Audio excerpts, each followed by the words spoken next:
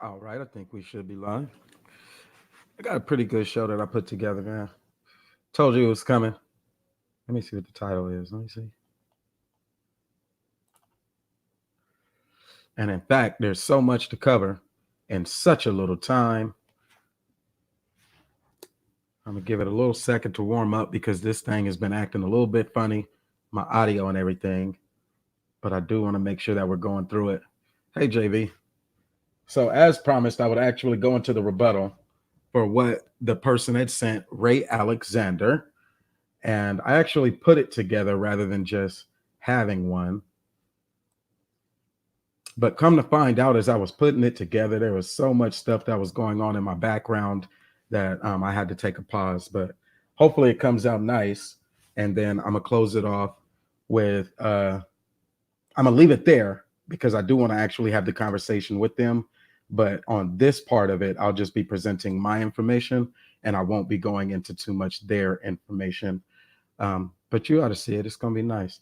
Man, what the hell is going on here? Give me about 2 minutes to actually add my audio to this thing, and then we should be good to go.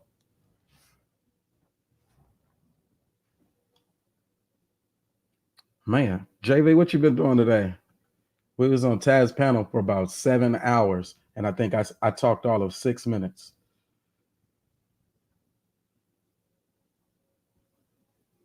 Yeah, Ray Alexander is very polite. He had a very well put together email that he put for me, and he said it was a live stream discussion topic, and so that's what I kind of went into last night. The topic is,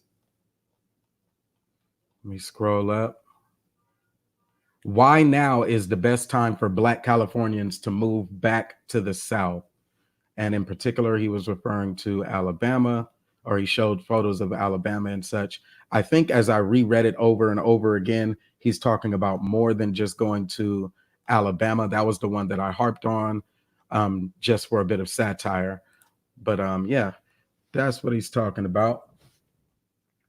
And so, me being somebody who was raised in California and having a legacy, grandparents who went after the or for the war and migrated from Texas, Louisiana, and Mississippi to Northern California, I felt like it was a hell of a topic. Is my audio coming out clear? Hopefully, my audio is clear because right now, and you know what? I wanted to add audio to it, but I'm not even going to do that. I'm just going to keep it as it is. Next time around, I will have the audio for the slides to make it look a little bit more visual. I don't know, to add that visual impact, I guess. So, but right now, because there's, you know what, I do love music, and I think the music adds a bit of an element to it that's needed in some of these presentations to keep the flow rolling.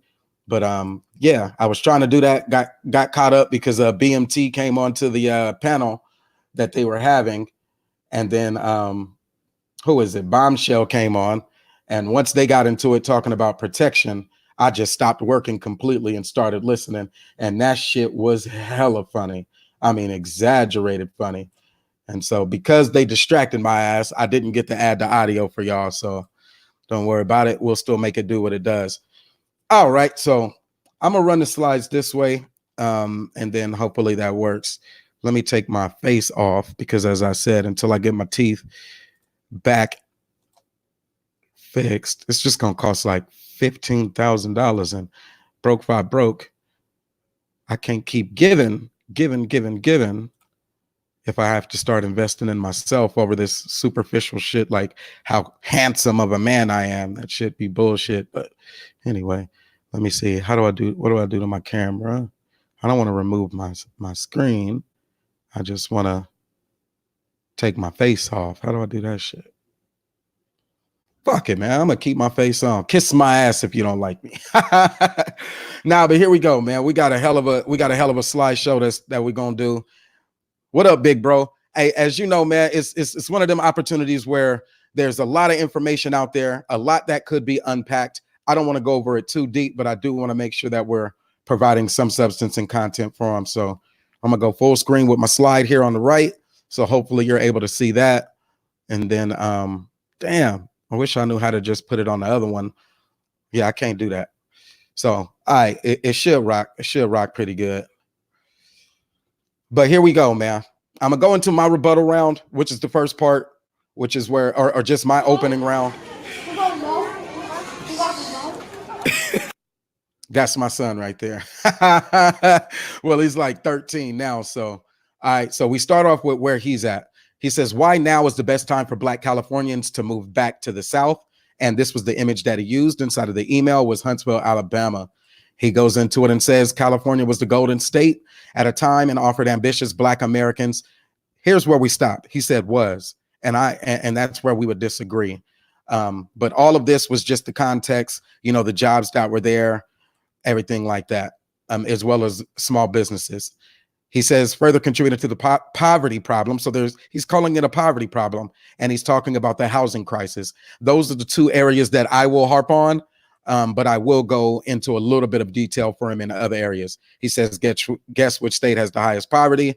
And then as his major premise is that we're overwhelmed and that the Black population in California remains stagnant. All right, looking at some of the other cultures and some of the gains that they have. Now, this image stood out to me because out of all images that you could have shown, he showed this one, which is Skid Row. Population was too many, saying that there were too many on Skid Row. And then even in this image, it looks like the African Americans are standing out. So it seems like he found a picture that was relative to his talking points from NBC. So my first thoughts, it's about Hollywood. It's about that beautiful skyline that you see in Los Angeles. But I'm also reminded of the Rodney King back in 1991. This is the lawyer on the left, and then Rodney King as he got beat by the police because it was all about that civil rights movement or the injustice that they were experiencing. And that's what stood out to me. But more than that, it's about the movies and how these movies have played a role in conditioning our minds to believe what we want to believe about the crime and about Black gangs and about everything that's happening in Los Angeles as a reason why they should leave. And so what I will be doing is kind of breaking that down. You got to look at it from a larger perspective.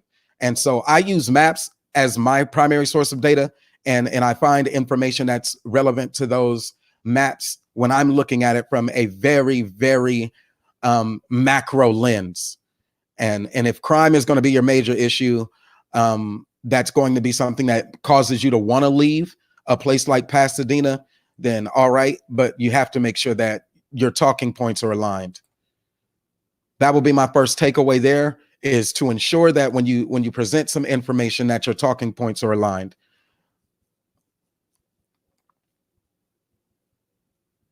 As you see here, this is the LexisNexis community crime map. And it gives a macro view that can be zoomed all the way in on particular communities, all the way in on particular types of crimes. And that's important, right? To know who you're referring to. But he also went in and said, there's only 3 Black congressional members, 2 being African-American, this being the one, Karen Bass, who's over the area that is more of a Black serving demographic. And then, as we know, Auntie Maxine, but her demographic is predominantly Hispanic. And so one of his major talking points is that the Hispanic population is taking over, and thus we're in a losing game there, even politically. And that's why we're stagnant. So he doesn't see the bigger ramification that the Black district is managed or governed by the Black woman, Karen Bass, and then the ability to leverage the Hispanic community and their vote being leveraged by Maxine Waters. He doesn't see that as a political win. He sees it as a lost cause. And so for me, I question that. He went in and said, we look at census data. And when I say look at census data, I say use the census data that is most relevant to the opinion you're trying to make. Don't give me generic census data about California if you're talking about Los Angeles. Give me the census data about Los Angeles. And if your primary areas of concern are Black, then give me the census data for those Black areas. If you're talking about Karen Bass in politics, it's easy enough to find out that she's over the 37th district. It's easy enough to find out that Maxine Waters is over the 43rd district. If your rebuttal is against Hispanics and that they're taking over and all of that, then you would need to look at the 43rd district and see what those areas look like and see what the opportunities are. But if it is for the Black population and you're saying Black Californians need to leave, then you're referring to the 37th district. And it's not hard to do this type of research, but it does take a more meticulous eye to drill down and find out where that is. And that's going to be important as we build it out. That is the 37th district. And so in this first thought section, rather than look at what the movies are depicting, which I just put out some of the big ones. The 1991 was the same year as the Rodney King, but also the same year, I think it was Boys in the Hood. I think 92 was South Central, and then 93 was Menace to Society. And if those are going to be what give you the mind state that says that we're at a disadvantage, then I can understand you're dealing in movies, but in dealing in real world issues like poverty and home values, you're going to have to get a little bit more finite than that. And you're going to have to be able to pull out those key wins like the Museum of Art that has been developed right there on the corner inside of the 37th district on the corner of Martin Luther King Jr. and Crenshaw. We go into it a little bit deeper. Salute Brother Nubium, salute Charze, salute my big brother George Macon, who's here as well. But being exact and precise says, if you have a message that you want to deliver, make sure that you've identified your right audience. So I don't think that his message was for me. So I just give them this. This would be my second point. Call her, motherfucker. Goddamn, she got an Instagram. She got Google. If your issue is that there is serious poverty and things that are going on inside of the 37th district, call her. Her number is right there on her website. You can Instagram her, hop in her DM. Take the time to reach out to her. But yeah. That's always important to me, is being able to provide somebody with, next steps. So the next steps would be, if you have an agenda that says, here's the primary reasons why I think the Black Californians in your district should be leaving, then be my guest and good luck with that shit. But call her. And I just did want to make sure that that's in the slide. She works on the other side of the world. Oh, and there go my auntie. And some Black folks don't like her. But I understand the political game that we're playing and the wars that we're in. 1980, it was all Republican in the 43rd district, and we didn't have much representation. It was about 300,000 Republican votes. Democrats was less than 50. So they took 86% of the vote down there. And while you look at the diversity as it evolves over time with the immigration acts that came in the early 90s, you'll see this shift. And 82 is the year that I was born. I didn't even get to California until like the late 80s, early 90s, which is going to be important as well. But as you see, 1982, as they're continuing to vote, motherfucker Ron Packard is a write-in voter. And this is just a demonstration of how much power or authority that they had when you unify. If you have a message that's going to be particularly geared toward a certain group, and you have the means and mechanisms to drill down using census data or whatever it might be that you use, crime statistics, you can find actual locations that you're referring to. You don't have to say, here's a good city to move to. You can drill all the way into it and say, and here's why I choose this city. So that's going to be important, right? But to be able to bring in politics, median income is one of the things that you're going to have to wrestle with. See, in California, it's about $46,000, right, for the African Americans when you're using that same Census Bureau data. And yes, there is a wide disparity, and yes, they are at the bottom of the totem pole. So you do have a legitimate conversation to have. It's not nothing that's non-reflective across the nation, but it is relevant information. And when you're bringing out key talking points as to why they should leave.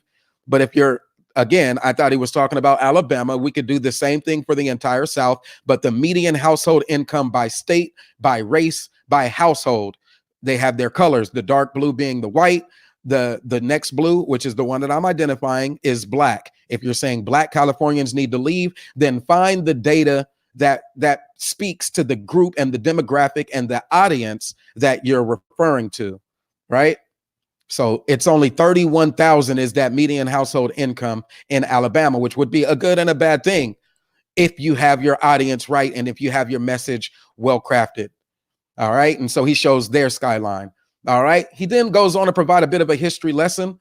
And so I'm going to counter that with my own history lesson. Mine comes from a different source, the World Justice Project, and it refers to what is the rule of law. Again, when I'm thinking of Los Angeles, I want it all to be relevant. And we're talking about the place that had to endure those riots. So you're saying, well, everything's getting bad. We know that it was bad in the South, but you're saying bad in Los Angeles, California. And so what is the rule of law and what really actually happened? There are four universal principles in the rule of law, one being the accountability element, where the government as well as the private actors are accountable under the law. Can we hold our government accountable, those private actors? Are you going to reach out to Karen Bass? If the answer is no, then my bad. The information that I provided to you with her phone number was not relevant to you. But if you're not going to reach out to hold your government members accountable and you're not going to reach out to hold the private sector accountable, then move on to the next part, just laws. The laws are clear, they're publicized, they're stable, they're applied evenly. Now, we know that the laws are not applied evenly, especially there in Los Angeles, where racial profiling, guilty by association, all of those crimes, the LAPD, or the chief of the LAPD at the time, who was resigned or forced to resign or whatever happened, Police Chief Daryl F. Gates.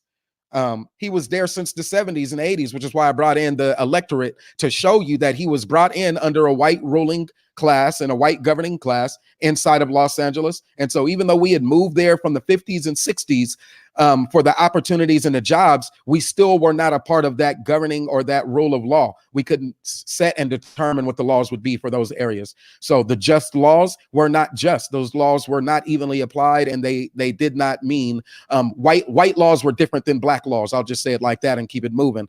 But they're supposed to protect fundamental rights, which they didn't. They were violations of the human rights and the civil rights of the African Americans inside those areas, thus the rioting.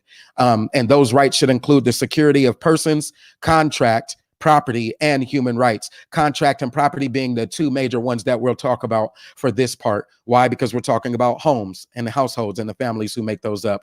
Open government, the process by which those laws can be enacted and administered.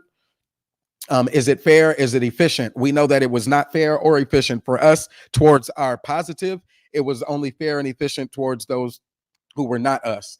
And there in Los Angeles, there's no share. I mean, it's not much different. You still have the same issues that they're up against, but we're not in a position to choose to give up that fight. And then the last universal principle is accessible and impartial dispute resolution. And it says there, justice is delivered timely by competent, ethical, and independent representatives and neutrals who are accessible, have adequate resources, and reflect the makeup of the communities they serve, which we know to not be the case.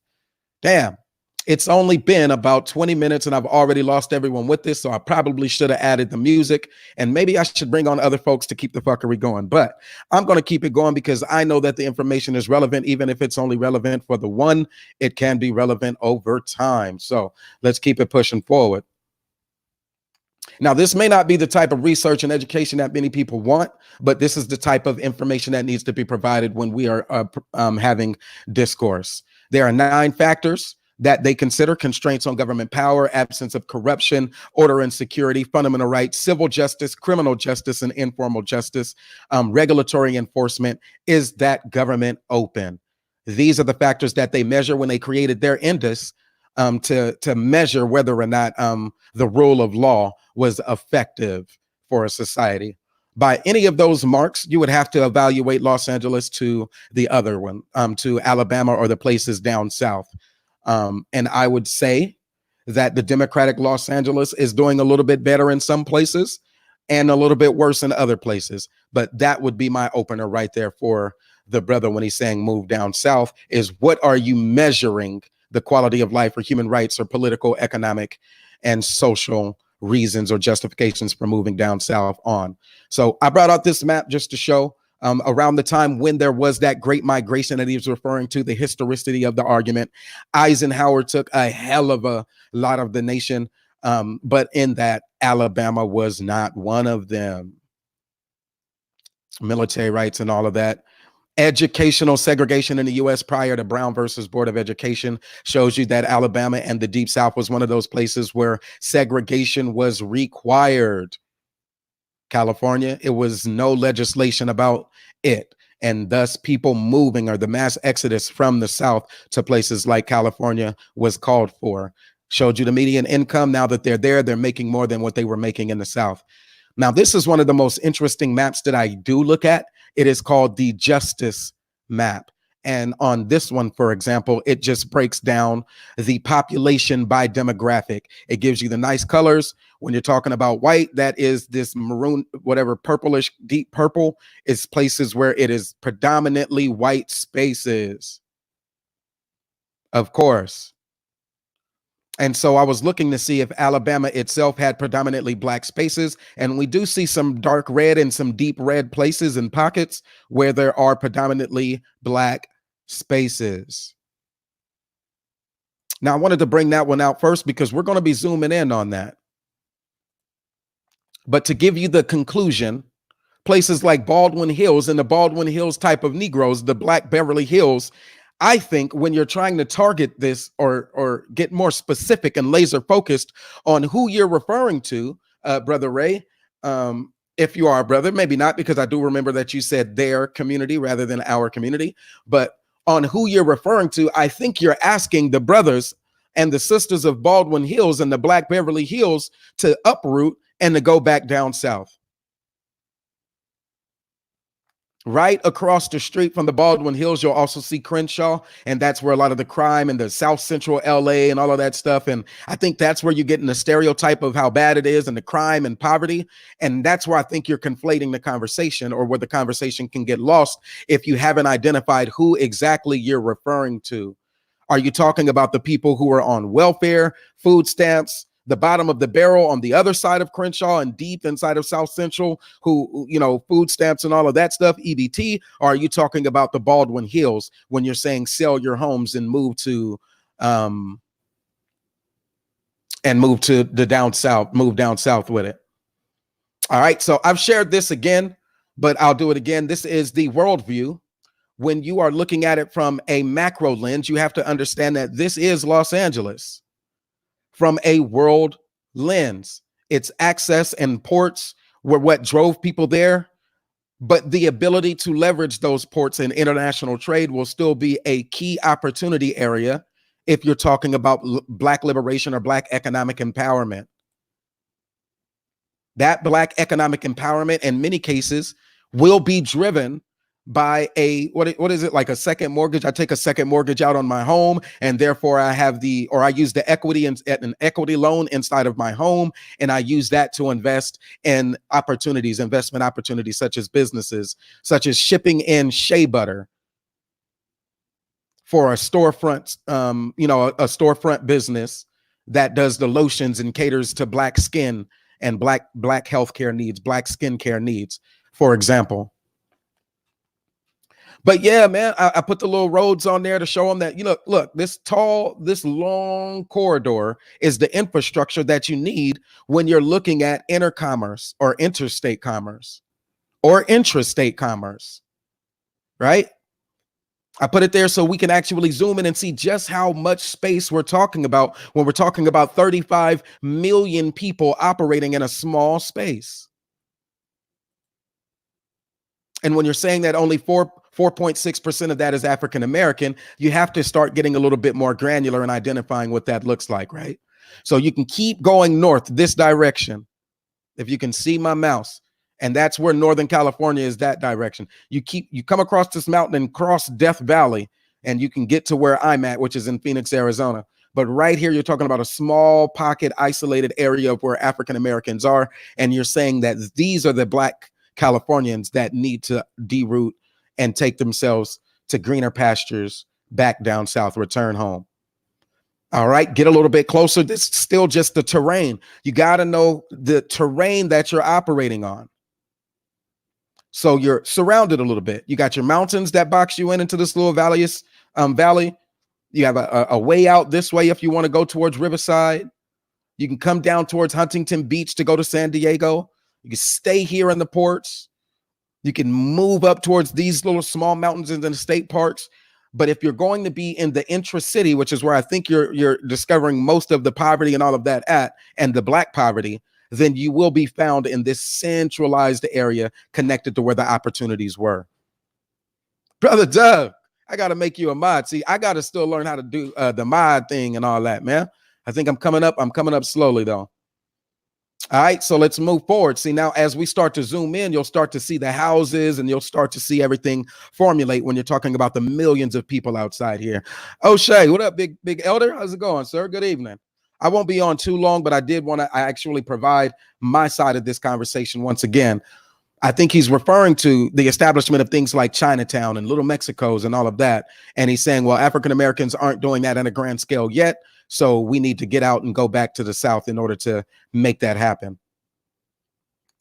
From my macro lens, I zoom in on these type of opportunities because that's where I think we're actually at. We're at the position of, well, when we get it together and when we finally decide that we love each other and we love each other more than they could possibly hate themselves, then we can start to see businesses that look like this and skyscrapers that are all black businesses, and all of the black businesses on each of the floor, the call center or whatever it is. But this entire one building can house that type of a network that offers the products and services for blacks. But you can't get there as long as you have people talking about, well, it's time just to run again. No, it's time to stand up and fight. And you definitely can't get there if you're only referring to a very micro lens of the one African American who lives inside of this building saying, look, brother, you are outnumbered. Maybe it's one African American family that lives inside of this one small apartment building and saying, look, brother, you are outnumbered. There is no way you'll ever be able to buy this facility. So you need to just go on down south where that's probably more feasible for you. Go on down south and build it. See, for me, that is a street level view. But my opinion is that black Californians must protect their gains.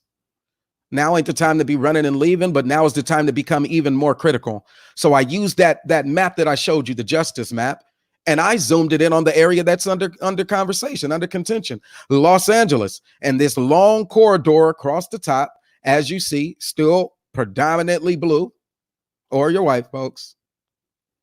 But as you come here, I mean, I think the blue was the Hispanic correction. And then the dark red, to show them that it's possible. You can zoom in on those areas where there are the exact people that you're referring to. If you want to know those black spaces, that's where you got to go to. Lander Heights, Inglewood, all of this section. Guess what? That is the 37th district, Karen Bass. So I zoomed all the way in and realized that this is the Baldwin Hills brothers. All right. Zoom all the way in and it'll show you that this demographic, this is block 2001, just this one section of Baldwin Hills, just this one section, 91% black. But when you're using these kind of maps, you can click on any block that you want to click on and it'll give you the demographics that are there. So this was block 2001, but I also looked at a couple of the others. Multiracial was only 4%, non-white 98.6%, only 1% white inside of this. So when you look at the darker spaces, those are the spaces that are this entire block is African Americans that still live there. And so again, if you want to do the grassroots campaign, get your flyer together, and this is why you should move down south, this is the area that you would actually go to. And these are the doors that you would actually go to knock on. When you present that information to me, I say thank you and I give you the information right back. So again, zoom in even closer. I wish I could make this even closer so you can actually see these homes that are in. This is a street. You see the streets and you see the homes that are there. All of this is African Americans. And you're saying that all of these folks who have these gains, these properties inside of expensive ass Los Angeles, so just sell them and go back down south. All right, that's the argument. And I'm saying, nah, keep your gains and continue to move forward. So I'm going to do it this way. The economics in it just don't make sense. So I'm not going to give you standard and generic information about anywhere. I'm going to tell you about the black district that you're talking about and the homes that you're going to be knocking on if you so decide to follow it up with an actual action. If you're going to tell all of these black folks inside of black Californians, those who are well off, that they should return down south, damn it, you can't even see it, bro. Man, I need this one to be big Let me see if this does it. Yeah, that's still not giving it to you in the way that you can actually see it. Damn, man, I wish you could actually see it. But what I did was I went and looked at the actual home values. We'll get there though. But out of all of these homes, out of all of these dots where you see the white on top of the homes, they have the actual dollar value of those homes in those places. So this is the black Californians that he's referring to, or that I would point him to if he wasn't referring to them. The black and white version of it. So this map is actually called the Zillow map. And you know Zillow because it has properties for sale and homes for sale. That same Baldwin Hills area, 1.13, 1.25, $875,000. So out of all of those years and grandma's decisions to come down, to leave the South, uproot her entire family and move to places like Los Angeles, they've gone there. They've, worked the jobs on those ports, which I showed you were right there. And now that they're there, and now that their home is finally worth $1.15 million, you're saying sell, sell, sell, and leave. And I would say, no, hold that property. If you need a double mortgage or equity or whatever it is to start your businesses or whatever, all of these folks have the opportunity to do so. Don't just uproot and leave. And why would they go to Alabama? There, Ray Alexander is going to have to tell me that. Why the South? And show me the level of context or detail, this much information that I've shown you. All right, show me that respect. So I've done this. There it is. You can see it a little bit clearer on this one. And on this one, I just broke down one street and looked at the property values on the homes there. And I'm going to zoom in even closer there. But it shows the $1 million, 1.2, 1.15, 1.1, 1.1, and the list goes on. So I just went to one street inside of Baldwin Hills. Aerial view. Zoom it in even closer for him, just in case he doesn't know. I identified 16 homes, I think it was. 16 homes over $16 million. And this is what you're asking black folks to give up. Boom, there it is. The 16 homes specifically zoomed all the way in. You see the cars here? Remember that. Bam, yo, same cars. Get all the way to the street, bro. If there is anything that you needed when it comes, what do you need? The addresses of all of these homes? If I put together an Excel spreadsheet of all the residents inside of Baldwin Hills, would you then take an action? Would you send them a postcard? Would you send them a PowerPoint?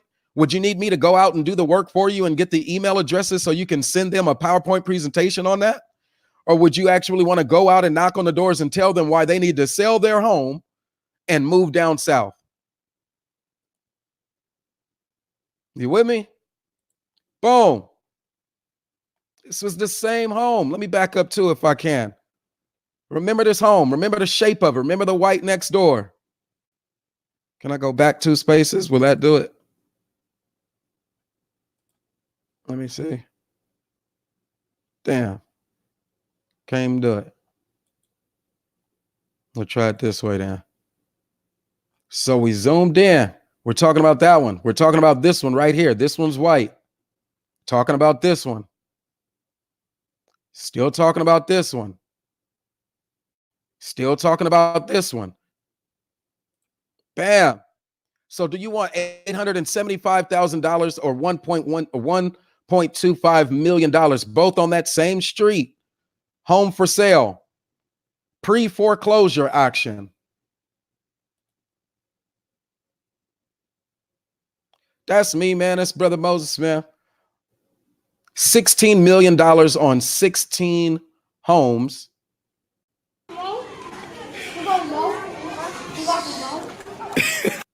And that's my wiggles. So that's the level of scrutiny that I would take when I would want to address an opportunity. But deeper than that, let me go to where we're actually doing the research at for him. I presented his argument. He said move down south. He said it was about, African Americans or blacks in California having it so bad. He said, the poverty rate is just so much. And for those, I think he's missing the point. I think you have the wrong audience. And I think if you're talking to an affluent audience or an audience that is well off, you're going to have to do better. Why the fuck would they care about poverty? I think it's more of just the illusion of the movies and things that says that the crime was so bad. And because they would say that the crime is so bad, they would completely miss this slide here that shows the Museum of African American Art. Big, huge facilities there. But across the street, the Pan African Wax Museum, right there on the corner of Martin Luther King Jr. Boulevard and Crenshaw. And you're saying give that up and just go down south. And so my question would be why?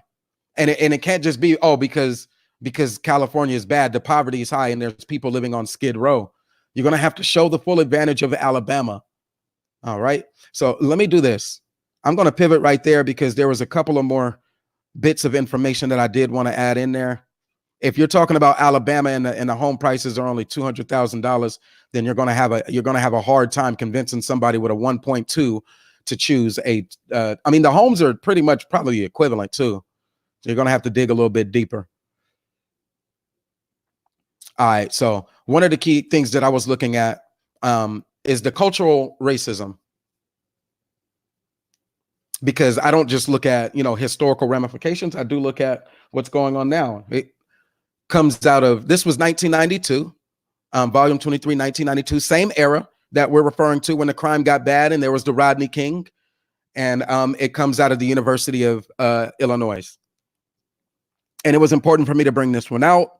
I know you can't read the context there. It's a little bit too small. So I'll just give a quick summation of it. It's talking about racism, of course. Very few academics these days consider themselves to be racist. It's something that they consider to be offensive. Whatever the place or space where you operate, they don't like it because of its connotations. But the ideology is real. It is systemic. It is something that from the financial district to the households where we have to deal with it. We have a significant population or demographic right there inside of California of Black folks who have found their niche. And those gains should be preserved and protected, not abandoned. And the political things that you're referring to, I would dismiss outright by saying Karen Bass is doing all right. And her partner there by bringing in the Hispanic vote to retain a Democratic-led Los Angeles. I think they're doing what they can. We know what happened before then when the Republican Party was in place down in Los Angeles and how they brought in Police Chief Daryl Gates, and he militarized it by bringing in the helicopters and the big SWAT trucks and the military equipment and all the good that did. We definitely know how many were locked up due to marijuana, not medicinal, but marijuana from the 90s forward, the crime bill, and we know how that impacted us. And so you have a racist police chief who brings in military equipment and SWAT with an underlying sentiment of cultural racism from the Republicans that were there, and then a shift that finally happens with the immigration reform law. And now those Mexicans come in, and you're asking the leadership there or the people there, what do we do about it? You're not going to outright dismiss this notion that the European is superior. It's not new. It's been there for the longest. Their Christianity and all of that, their heredity, that argument, that biological argument. You're not just going to dismiss that's not still something that happens, right? It's still there. It's in the deep South, just like it's on the West Coast. And so if you're not going to get by racism, then your argument has to be strictly based in the other part of America, which is capitalism or economics, right? All right. The racism just only enough to identify that African Americans or Black Californians are the target. And now once you establish, okay, show me where the Black folks are. And we show you the Black folks. What is the median income for the Black folks in the Black households? Now show me the home values of those Black folks and so forth. And now compare that to where you're telling them to go. That's where I think you'll find some utility in that type of content. So, all right. That's what the University of Chicago did, and they broke down cultural racism and all of that. I just wanted to bring that out as one key element, the race or the Black Californians element in it is one element. Wherever they go, there will be some cultural and some systemic racism that they're going to have to fight against. So if you're telling me that their odds are better to fight against cultural and social, rather, or cultural, social racism, you're saying their odds are better in the deep South than they are in California, then you're going to have to prove it. You can't just state it. You can't just tell me that, well, the Census Bureau says, and you can't use data that just says, look, poverty in California is bad. You're going to have to show me Black poverty in California is bad. What I did was showed you that Black affluence in California is pretty damn good. Entire neighborhoods, and I just drilled down to one street, 16 households. So 16 men running their household, or women running their household, if you believe in that other side of the argument. And that was $16 million on just one small cutout of a street. And you could zoom it out and you could zoom it back forward. And all of that was Black folks. And you're saying, give it up. All right. And so the second one that I wanted to bring out was where same University of Chicago, they looked at cultural discrimination in the workforce, or before you even get to the workforce. Actions speak to uncovering possible implicit and explicit discrimination in the employment interview process, right? And I'll just summarize it because there is a lot there. Again, what the University of Chicago does is they find these race-based or these social based. What up, Kenny? Hey, Lisa. What they do is they find these areas and then they do their surveys, their research on it, and they bring that shit out. And it's like a hot knife stabbed inside somebody's wound. It sucks because it is going to cut you, but it's also going to calcify the wound. The same, and that's what they're doing. And on this one, they were like, well, shit, if African Americans aren't even given the chance to come into the door in some of these places, and so, white people push back. They say, no, everybody has access to employment here in America. We're so beyond that. I'm tired of that. And so they did a study.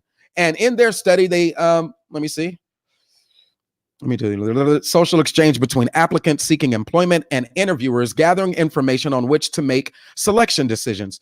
Both use this encounter to collect information, make judgments, and manage impressions.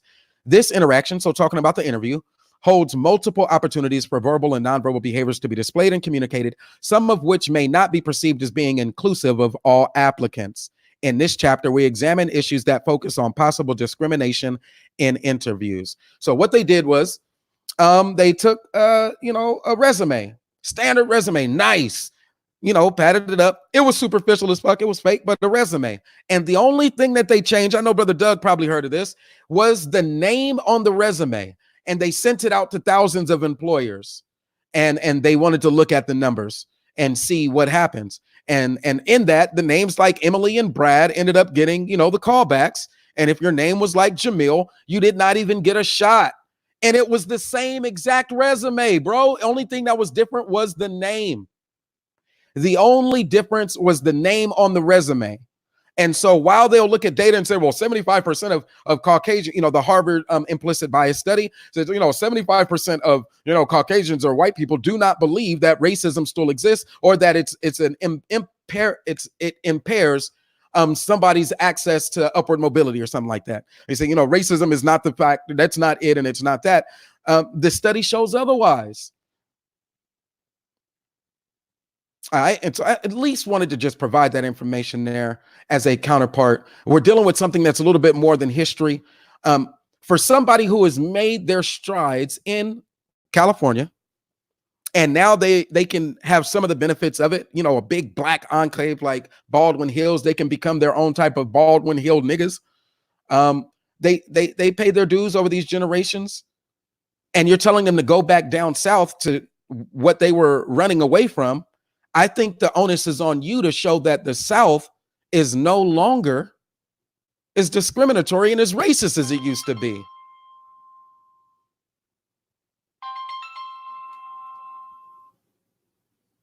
I got to give him a second.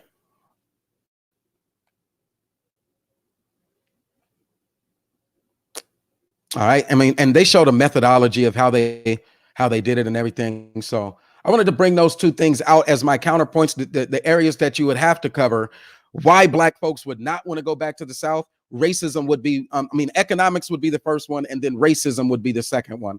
Those are it's not a myth.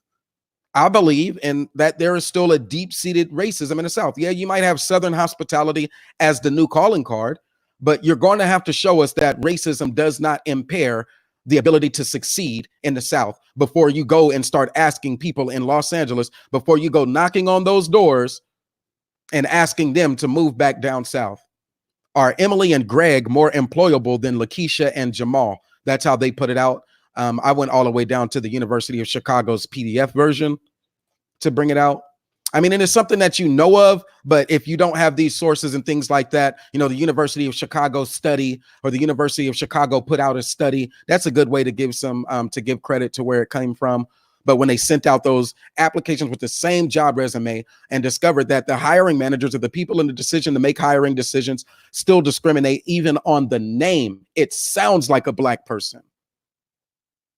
And they still highly favor the name. It sounds like Emily sounds like a white person.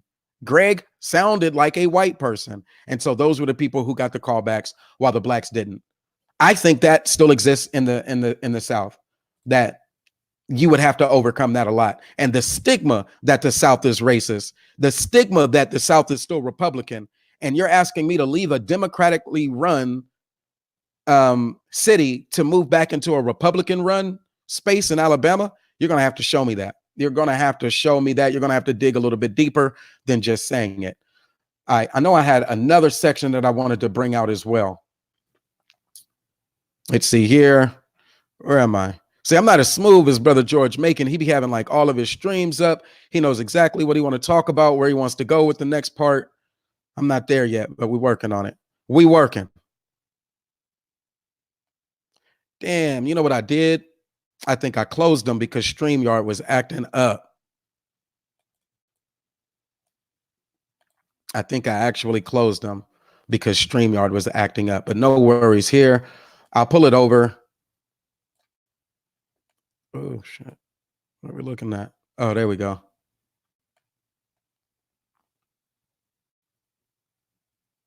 This is the last one that I'll give for that. So if we're going to say, well, look, racism is going to be everywhere, and that would be a debate point that gets pushed, then you're going to have to show me the economics, residential return or rental returns by market. If you're saying, well, look, you guys with all of the money in California, you could invest it better if you were in the South. So residential return or rental returns by market. When I jump down to Alabama, this is the only dark green space here in Montgomery, Alabama. And the annual cash flow for the cash investor is $11,000. Now, the annual gross yield is about 14%, but yield is going to be contingent upon other numbers. What an investor would want to know, especially somebody who's going to be mortgaging their home for it, is what will my cash flow be if I was to buy a home or a household down there in Montgomery, Alabama? Other places where it's a little bit less. This is residential rental returns by market. And I just looked at Alabama real quickly because I wanted to be the antithesis here and say in the spaces in Los Angeles, it's $16,000, $19,000 in Ventura. You can zoom in and get as close as you want. You can go to whatever community it is that you decided that you want to invest in. But if you're talking about strictly economics, would I rather have $18,000 in cash flow, or would I rather have, what was it, the 16,000 or 11,000? I'm going with the 16, 17, 18, $19,000 in cash flow.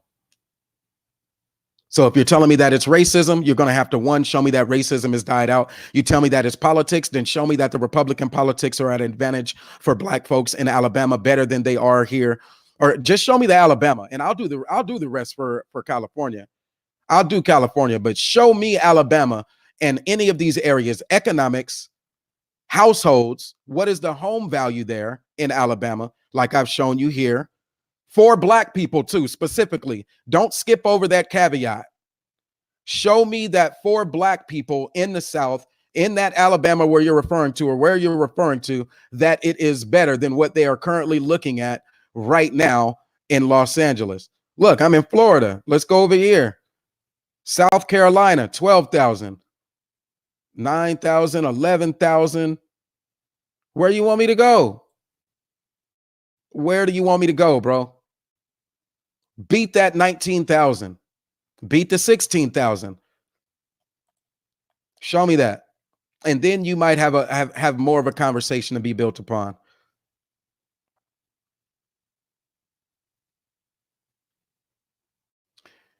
I would agree, Brother O'Shea. I would agree there.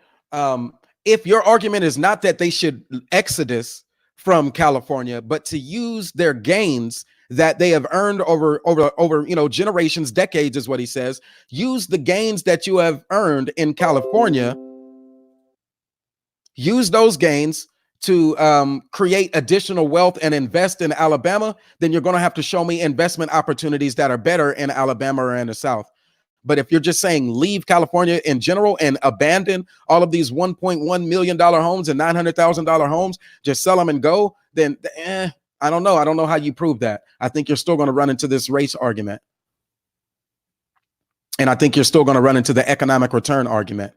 And again, O'Shea, even when you're looking at them, you've identified an exact audience that you're referring to.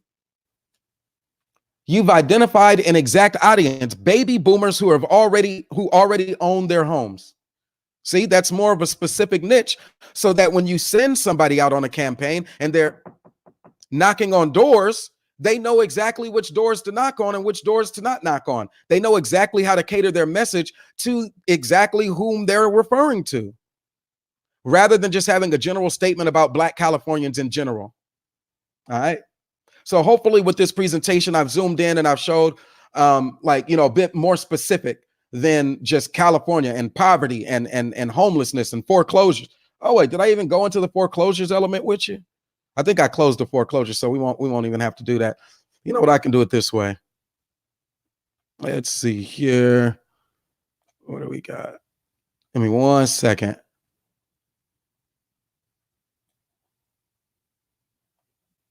I'll be right back, Doug. I got to close it real quick, just so I'm not the stream, but I just got to I'm trying to find this Alabama folder that I got. There it is.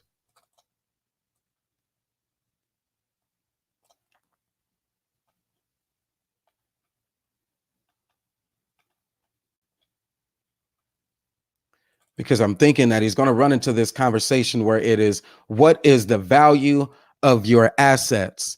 And if you're talking about somebody who's well off and established and does have the ability to just go forward and do it, then yes, it'll be about those assets. But let me see here. I had found a couple of them that I wanted to add. Let me see to the slide. Give me 1 second. Hopefully my eyes. There we go. Let's do it this way.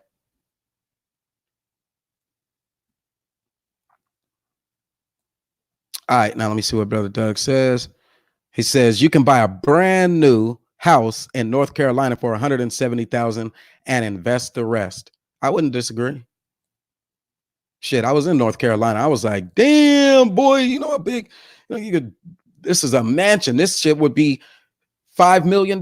This same exact house, the same deets or the same specifics of the house in North Carolina. If you drop that right inside of one of these spaces, abandoned lots inside of California, that mug will easily sell for 3.5 million. Same specifics on those homes. But let me do this because I wanted to bring out some opportunity areas to make sure that this conversation was well rounded. Damn, how do I make it bigger? This motherfucker tripping, cuz. Gave me this little ass photo. There we go. There we go. Yeah. And so what he's going to have to show me is the equivalent of this level of research, where you're looking at multifamily, 5 or more, 8 beds, 8 bathrooms, 6,832 square feet properties that were foreclosed on. And what is the price on them? I would go a little bit further and tell you the price on them, but I'm going to just leave it at that. These are the type of opportunities that you would have to include when you are talking about why they should go to the South. Damn it, man. Is you going to allow me to move forward? Is you going to keep being a punk? I got to get a new computer, bro. It should be killing me, man. And so what I want to do is add it to using maps to substantiate data. I'm going to do that one. I also got to add my music to it, but oh, well. Well, let me jump back to the photos. So that was one. And again, I'm looking right there in the same district from Karen Bass, who he says is the political person, and that they're stagnant. And rather than saying, look, they're stagnant and that's why they should leave, say they're stagnant and these are the opportunity areas where they can continue to progress. And if they're not the ones who are going to be monopolizing on these areas, these opportunity zones, then CRU, man, until you send me some music, I ain't telling you shit. Bro, I ain't telling you nothing, man. I could have had your music on this presentation in the beginning part, and you probably showed up late to church. Don't come in just saying amen with your finger up, like, hey, as you take your seat in the front. Y'all got to forgive me, man. Like I said, I do need a new computer. I still got this HP laptop. It's probably time to go Mac. If you're going to be doing presentations and such, it's probably better to have like a Mac or something like that. No, don't disable.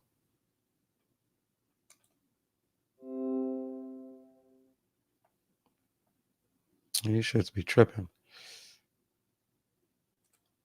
Damn, man. And because it takes so long, that kind of is a deterrent for me wanting to even do like streams and shit. Oh, but let me, oh shit, not this one. This is just 16 homes. I've already shown that. Oh, here's a good one. 17 unit property. I've already shown this. Those were the 16 homes, $16 million. And so if the argument is, look, you can sell that home there, buy something for $170,000 in Alabama, then show me the places in Alabama that are like 17,000. And I'm not saying it for me, because by all means, I am not one of these Baldwin Hills Negroes by any stretch of your imagination. No, sirree, buddy. I am not it. But if your conversation is that Black Californians need to do it, I'm telling you that that's the information that you're going to have to provide. These are the homes that are available, or a listing of some of the homes that are available that would be a more reasonable option than just sitting there with the ones that you currently have in California. Better than a $1.2 million one home in California. Look at some of these other options. All right, so we'll do it this way. The argument is, should a Black California living in Baldwin Hills, this address, the one that I've been showing throughout the slides, should they sell this 1 point something, I think it was like $875,000 home, which was actually a whack ass home once I got to the street view, but it was like $900,000. Should they sell this, move to the deep south, and then what happens after that?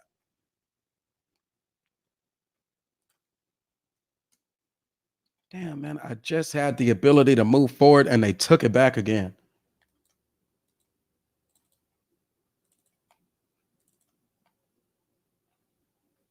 Go forward, you stupid ass motherfucker. Oh yeah, I cuss at my computer too. I don't know why I be doing that shit. Damn, man, is you gonna think?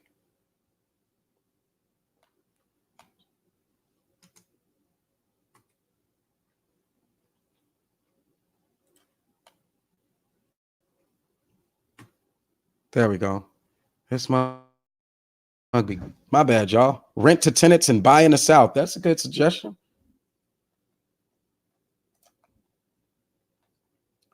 Foreclosure for a multifamily 8-bed, 8-bath, 6,832 square feet. Looks like that. You can get quite a few families inside of that space right there. Multifamily units, you know, as you know, they may sell, and then they talking about the studios and things. It's a small little ass space that they're asking tenants to pay $2,000 a month for. And so 8 of those bad boys, let's just do 2,000 because that's an easier number. $2,000 a month times the 8 gives you about $16,000 a month times 12 is, let me see, the $160,000 plus 2 more, 32, almost $200,000 a year.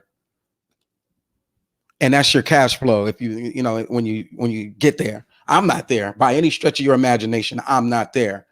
But is this the better opportunity to have something like this? Yeah, in California, if you're, so this is what the idea is, and sorry if it sounds a little bit cluttered.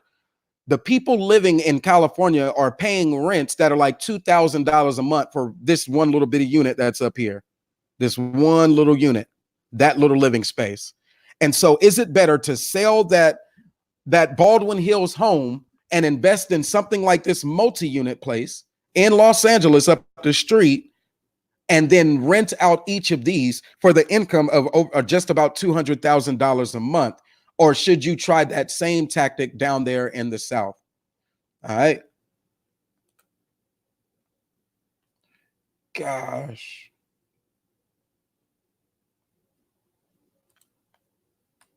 Let's go to the next one, if it will.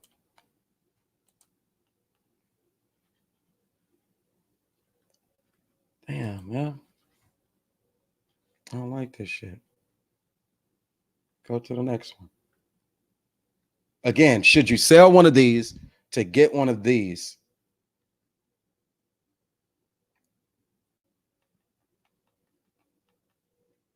Something like that, where they'll put a storefront on the bottom and everything else. Maybe put the barber shop on the bottom on this side, and you still have the apartments that are for rent on top. 17 units or single family home on the inside, but 17 beds inside of this, 7,000 square feet. And if they're willing to go move forward, then we can have the conversation. If someone's willing to take the other position and say, yes, down south is a better investment than up north, I mean, than on the West Coast, then I would do it. I'll show you the prices of these units and everything. But this is the level of research that one would need in order to make a convincing argument. Not because there's too many people on welfare. That doesn't work if you're talking about somebody who's in a position to invest. If you're talking about somebody who's in a position to sell a home, you first have to identify that you're talking about a homeowner. Damn, it's already been that 60 minutes. So at this point, I think I'm just beating a dead horse. But I think I had one more that I wanted to show.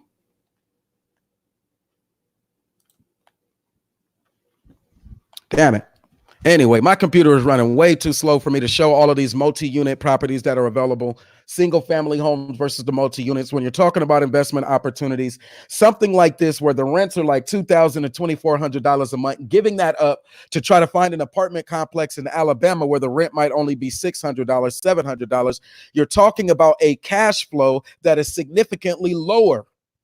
So why would the African American or the Black California give up the opportunity to be an owner and an operator, business owner, real estate owner inside of a space where their cash flow is in the hundreds of thousands of dollars, $200,000, for some place where the cash flow for an equivalent property would be less than, $60,000, $70,000 because the rents are so low, $500, $600, $700 in the South.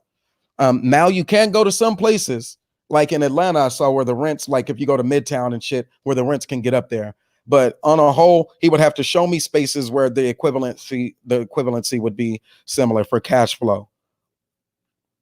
All right, those are my premises. I didn't want to put too much information out there. I wanted to kind of whittle it all the way down. And again, I use foreclosures because we know that those are a little bit more affordable or more reasonably priced as your introduction or as you come in. Damn, I wonder, can I hear myself this way? Yeah, that'd probably create an echo. Yeah, hopefully it's all good. This mug will still not move forward. Jesus Christ.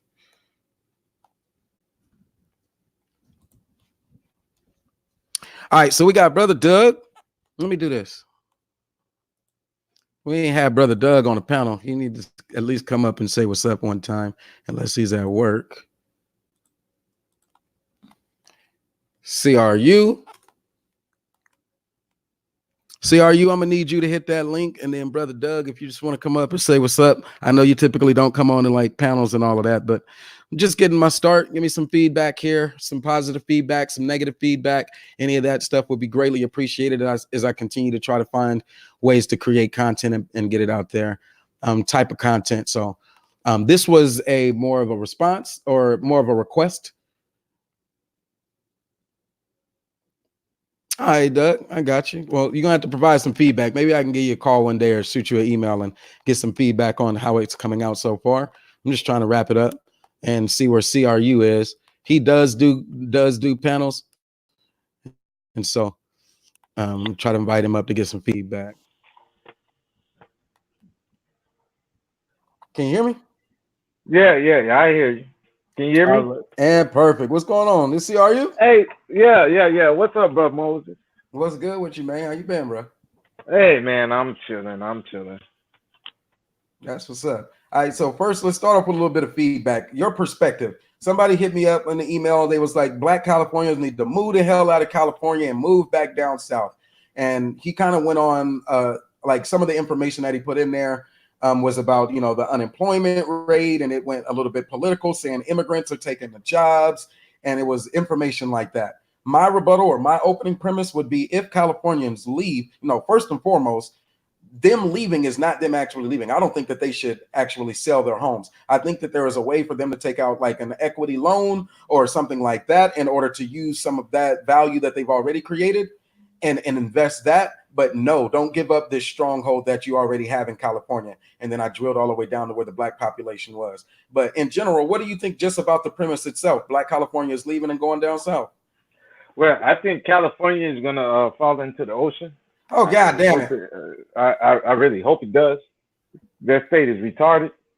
Uh, I've tried to tell everybody that's in there to get out. Nicole Ali, RBR, Aaron Collins, all of them. I try to tell them to get out of California Because it's going to because the fall in the state is ocean. no, because it needs to. It's. I mean, it really needs to. Like God needs to just fart or something. Why you feel that way, brother? I was raised in No, their California. I'm not gun laws. offended. No, their gun laws. Basically, that this platform we're on, they come up with a bunch of stuff. Like I don't like any major shit. Hold on, I'm echoing. Are you? I hear. Hold on. Maybe my headphones are a little bit loud. Did you do something different? No. No, because I was good till just a second ago. Only thing I did was stop my camera. Oh, okay. All right, now I'm good now. I don't hear it now. All right. And then I turned the headphones down a little bit so you don't hear the I feedback. think that was I was hearing your headphones. I think I was hearing your headphones. I'm an audio engineer, man. That's why you asked me for the beat. Yeah, but why you ain't never gave me one? You see, I'm already starting to try to deliver content. That would have been a good space to have your music on, man. Yeah, look. I dropped my email. Do you have my email? I've hit you on your email. You don't respond to that either. Shit. I got you. And also, I got to build a new computer too. You build computers? So, yeah, I built a couple. Oh, you extra fancy. Yeah. I'll be blowing my shit off the show. Yeah, it's easy as hell, dog. It's very, very easy. Like, it's easy if you know what you're doing. No, like, look, if motherfuckers got the little $400, $500, I can tell you what parts to get. We'll order them on Amazon at the same time. This one shipped to you. This one shipped to me, right? And we can go online live right now, and I can tell you, okay, put this right here. Do this. Do this. Do this. And we can build the shit live right now. You know what I mean? And we'll build. You got one hell of a skill set, then, brother. I don't even know how to weld. Easy. I don't weld. You don't have to weld. How you get all them computer components and shit in there? No, you're buying the parts, right? You're buying the parts and putting it together. So it's not like if you're putting a car together, you're not building the transmission from the ground up. Nah, that's an extra skill set. That's like a super master. You know what I mean? Yeah. That motherfucker can dig the dude that can dig and mine the ore, turn it to steel, and then shape it into a transmission. Now that's God.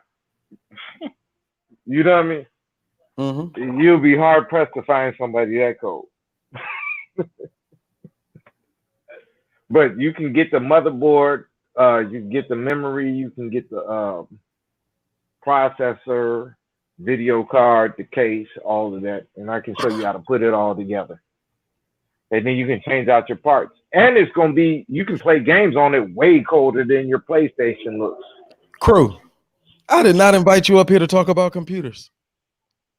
No, I was talking about them homes. I was talking about them homes in California, right? There you go. Bring it back. There we go. So them homes in California, I would not live in Cali because I don't like their gun laws. I don't like nothing how they do anything. They got Kamala Harris. Yeah, we got Obama in Chicago. That's why I left Chicago. I'm in North Dakota. I'll deal with the outright racists. That shit sounded very political, crew. I'm not a political guy, but everything is politics. I can get that. But yeah, no, I would. So what I would do in California, right? I would still own the homes because God forbid, he ate healthy and doesn't have to fart, and California stays here. You know, it is one of the richest states in the country. Period. Like Cali, New York, Illinois, because of Chicago, but outside of Chicago, the rest of Illinois is a red state. Mm. But people don't know that. But outside of the Chicago suburbs, Chicago and the suburbs, the rest of the state, you might as well be in North Dakota. Mm. Yeah, that might be true. They What's say North California is Carolina? rich, but they also What's say it has the North highest power. Carolina? What's North Carolina? What is Georgia? What is all of that? What is Florida? What's Mississippi? What is Alabama? What's Tennessee? Are they all red states or are they all blue states?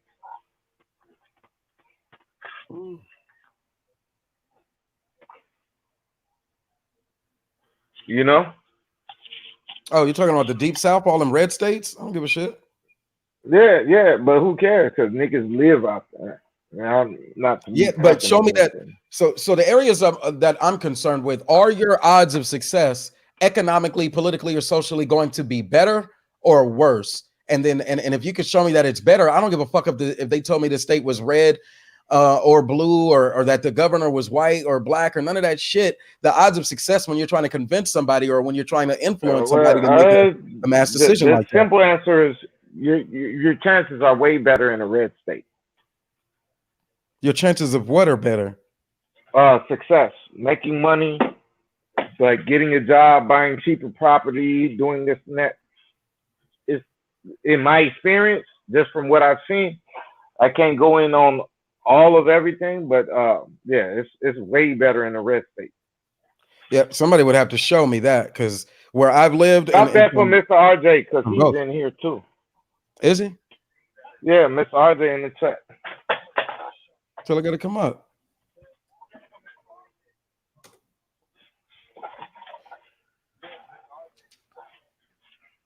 Yeah, Yeah, man. yeah, Yeah, you because know what I he. think happened? I think when I was trying to close down everything out of my frustration because the computer was running so slow, I think my entire presentation, I know I didn't save it. I can definitely tell you that. But I think that entire motherfucking presentation is gone. Ain't that about a bitch? What do you have? You got what's that shit we use at work? Not Excel. The presentation, the slideshow shit. PowerPoint? Yeah, just make one of those, dog, and you can just share your screen and do that, and that's so much easier on your computer. Your computer's made for that. You know what I mean? It's Windows, the Microsoft PowerPoint. Your computer's made for that shit.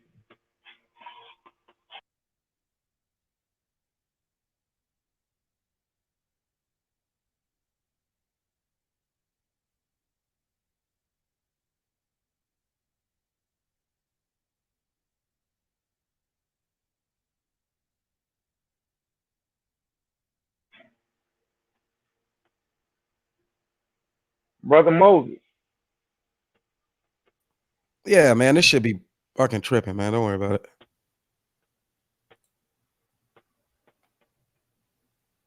you Yeah. there? Oh, there you go. There we go. Yeah, I Hey, don't know what Okay. happened. Dropped me all the way off. Ain't that hey, about a y'all bit? good? Hey, But peace, yeah, brothers. How y'all doing? doing good, Hey, brother. what's Cool. up? Hey, peace, brother crew. What's Y'all up, got it. RJ? Y'all got it. Y'all got it, man. Same old, man. Just finish. Wrapping up the day.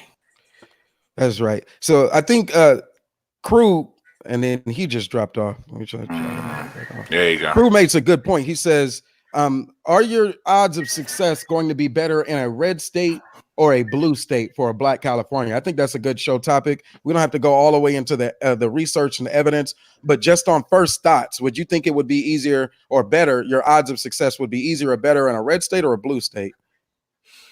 I mean, I'm in a red state, and I hate just referring to myself as, hey, well, I'm doing good. That's I don't come from the individualistic mentality. I'm gonna Mm-hmm. say this. I'm gonna say this. The individuals that I align myself with here locally seem to all be doing well, and my family and my fraternity, um, individuals in similar fields, they're doing well. Okay, that's why I only mentioned a few things down there in the chat. See, here's what I've noticed here in the South. For the most part, you're in Atlanta, you have more go getters there, but I'm gonna tell you right now, in Mississippi and Arkansas, even like we can take like the northern part of Louisiana, like Monroe, because I'd be up there cleaning up.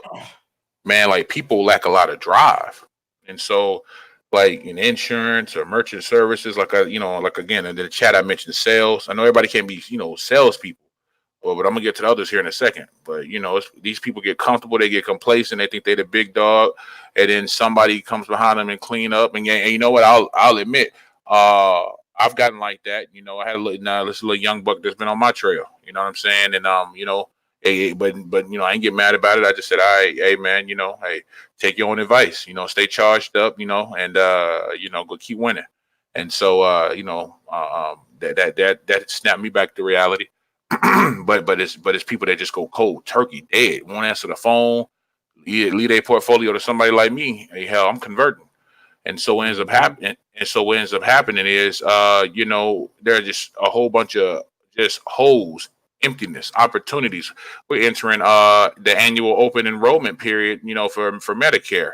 And we don't even have adequate staffing and agents to go out and sign people up, senior citizens, for a service that oftentimes don't cost them anything. I mean, it's the easiest sell you'll make. You just walking in there and saying, "Hey, boom, give it to me." They already know what you're there for. But he'll be back on in a second, brother Crew. Peace to you, by the way. But I mean, even with real estate being so cheap down here, like around in Memphis and all that, down in Arkansas, you got cheap real estate. Let's be the guys that's gonna own that hood. I said that earlier on, on Taz's, where we have people, such as our brother Ramil Amir, who was like, "Hey, you know what? I'm going to gentrify the hood." Hey, brother, salute. Go ahead and gentrify it. Then I'd rather see you do it. You know what I mean? If it's because it's going to get done. And so go out there and buy these $15,000 homes, these $5,000 homes, $10,000 homes. You don't need 20, 10 people to go do that. You know what I mean? You can do that with your tax return. You can do that with the return you got back from University of Phoenix. You can do that. You know, you can do that, because everybody on YouTube loves saying that they have a six-figure income, for those who do, you know, then I say, if you're spending your money wisely, you should have something put to the side to go out here and buy some of this cheap land they got down here. Because I'm about to buy some, this year. And like I said, I'm going to do some content on it. You know what I mean? And, since they say we got to show our work, boom, it's going to get shown here very soon. And without going to the bank, without bothering them, just going up in there saying, hey, boom, here it is. Let me get it. We're going to run all them raccoons and we're going to run all them possums up out of there and we're going to bring that home back to life. Straight up. Uh-huh. Right. It just make a sound point, and it almost sounds like, all right, let's say it how Brother Doug says it. Um, do you sell the $1 million Baldwin Hills in order to do it? Or do you just make that in addition to the Baldwin Hills, the legacy that our grandparents or their grandparents in Baldwin Hills? Again, I am not a Baldwin Hills Negro. That legacy, grandma went to established it. They didn't work their way up and now they're living in Baldwin Hills. Do you sell that and move to the South? What do you do No. now? No. You absolutely do not. For those of us that have some skin in the game, no, we need to ride that on out. I'm gonna say this: you don't even have to live there, brother Moses. As you know, hell, how about we keep these homes and we rent them out and head south? Now I got a reason to come out here to California and vacation. You know what I mean? That goes back to the Amen, Mr. yeah, RJ. yeah, RJ, that's what I for said sure, too. for sure. That I'm goes back sorry. to the abundance mentality. No, we ain't getting rid of nothing. It's time to sell these Absolutely. overpriced Cali homes.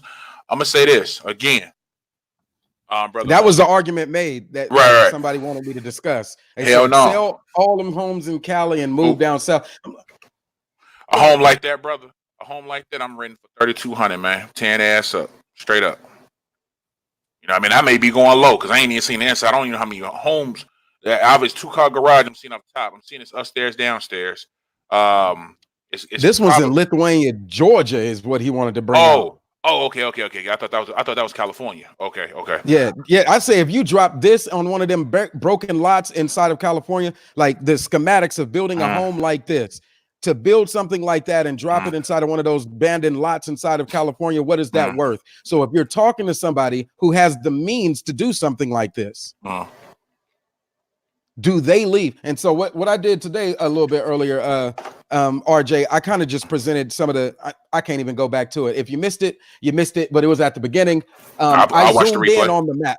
Okay, watch the replay. It's at the earlier parts where I zoom in on the map all the way to the black neighborhoods inside of Los Angeles, the Baldwin Hills and all of that, and zoomed all the way on their homes. They don't look half as good as that one, and they're like $1.2 million, $900,000. And we know what it took to get there, all the politics and everything. It used to be Republican, now it's Democrat. We know that the Hispanics, and he brought it out right. You know, the Hispanics and things are taking over. But anyway, he's saying leave all of that, sell that is what his tagline really says. Move to the South and make it happen down South. Return home. That was his premise. Someone said I wouldn't have a problem with that argument. It's my returning home, and the whole damn nation is our home. The globe, for that matter, we won't even get that deep. But let's just stick with the nation. Here's the deal. I'm not for us being in one area, one region. You know what I mean? I have an issue with that. You know, we've alluded to that, you know, on certain panels, you know, with them putting all of us, let's say every black person went down south. You see, now we got people that can take their silly selves on down here, do some nonsense, and then go back up north.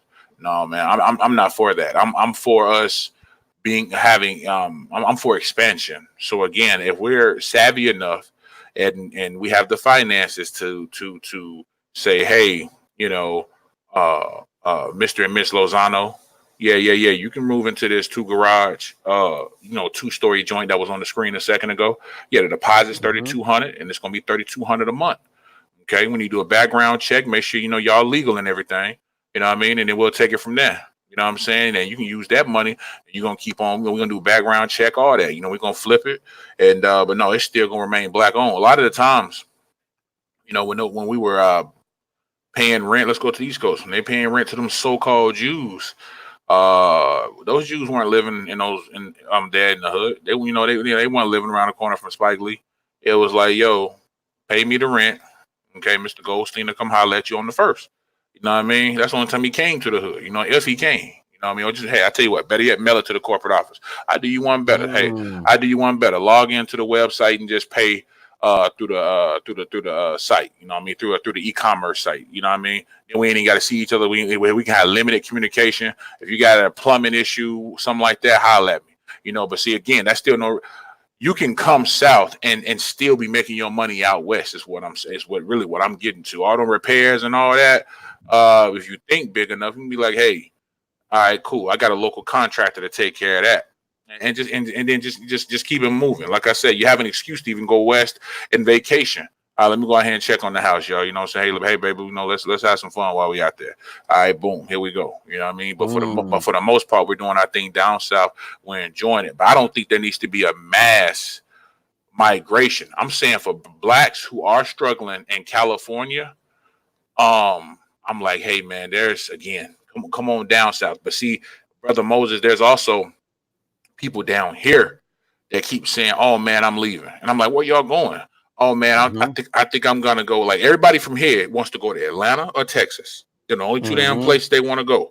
So if I get to saying, hey man, I'm really feeling North Carolina, they'd be like, I don't know. Now see me, I don't mind the Atlanta things. There's a lot of us down there where you are. But then it's the same way in the Carolinas. So my thing is, to me, just from where I've been, the cheapest places to live down here is Arkansas. The whole damn state of Arkansas cheap. Mississippi, of course. I can't say the whole state. Obviously out of Alabama, and then like I said, I say about northern Louisiana. If you cut Louisiana in half, I say that northern part, yeah, dirt cheap, man. You know what I mean? Memphis, Tennessee, man, cheap. You You know what I mean? After I secure this deal, I may be getting ahead of myself. I'm definitely going to Memphis to get some property, man. If you can't get property in Memphis, you need to give your money to somebody who can, man, because it's that cheap, bro. I was about to purchase a home at the beginning of this year, in the last year, beginning of this year. Got approved for my loan last November, and I had to go back and forth with my ex wife on some things. So I sat out on the deal. But my point is this right here.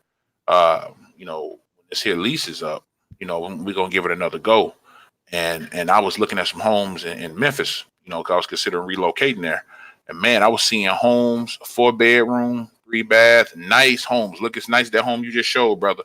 For 196,000, no lie. I said, damn, 196 G's.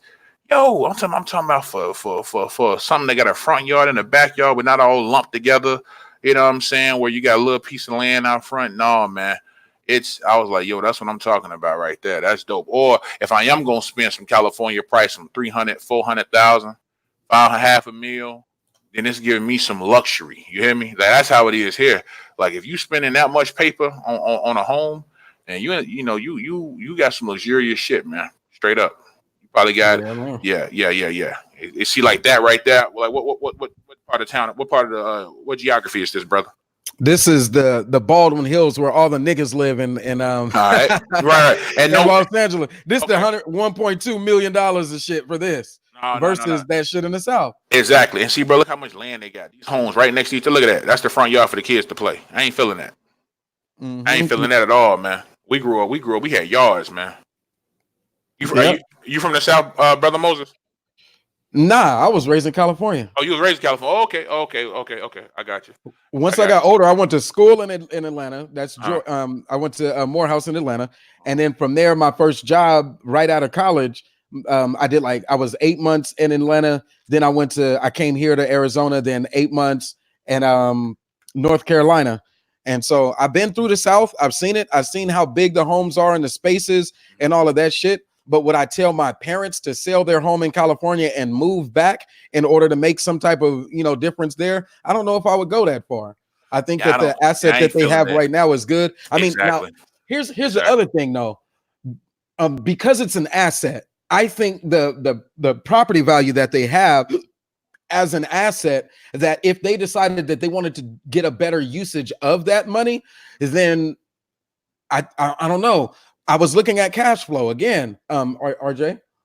And when it comes to rental property cash flow, the cash flow for the rental properties that people are selling in the market, the cash flow was higher in Los Angeles than it was for those homes in the South.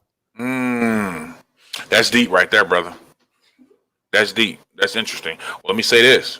So okay, we won't. Okay. I'm definitely gonna look into that. I appreciate you dropping that gem. Now, as far as this is concerned, right here, because I was just looking at it from people probably me, you, or Crew's age, and the thing is that, right. See, us, we don't have that whole home that we own already anyway, so it doesn't matter. I don't have a home. All of these bitches is my homes. I got one over here, one over there, one over there. All of them are mine, and somebody else just rents them. So that's why the cash flow argument matters, because my North Carolina home may only give me $11,000 a year, but I'm still the owner of it. But my California home can give me about $20,000 a year. So where do I go if I'm in a position to make those decisions? If they were arguing just from a perspective of people who are on welfare and all of that shit, then cool, save that. Yeah, they can either stay or go. I don't give a fuck. If they're damn near homeless, I still wouldn't give a fuck, and I'm just too cold like that. But if you're talking about people who have means, now you got to talk dollars, economics. Go ahead. Let me ask you, brother Moses. Yes, sir. Would you mind if Section 8 was paying you, or if the people were paying you themselves? Say that again. Would I mind if Section 8 was paying me, or if the people were paying me themselves? Yeah, for that house in California. Man, I would leave Section 8 out of it, at least in the beginning, especially if I'm trying to get some shit paid off. And I'll even want to say this, brother Most, back to what you were saying.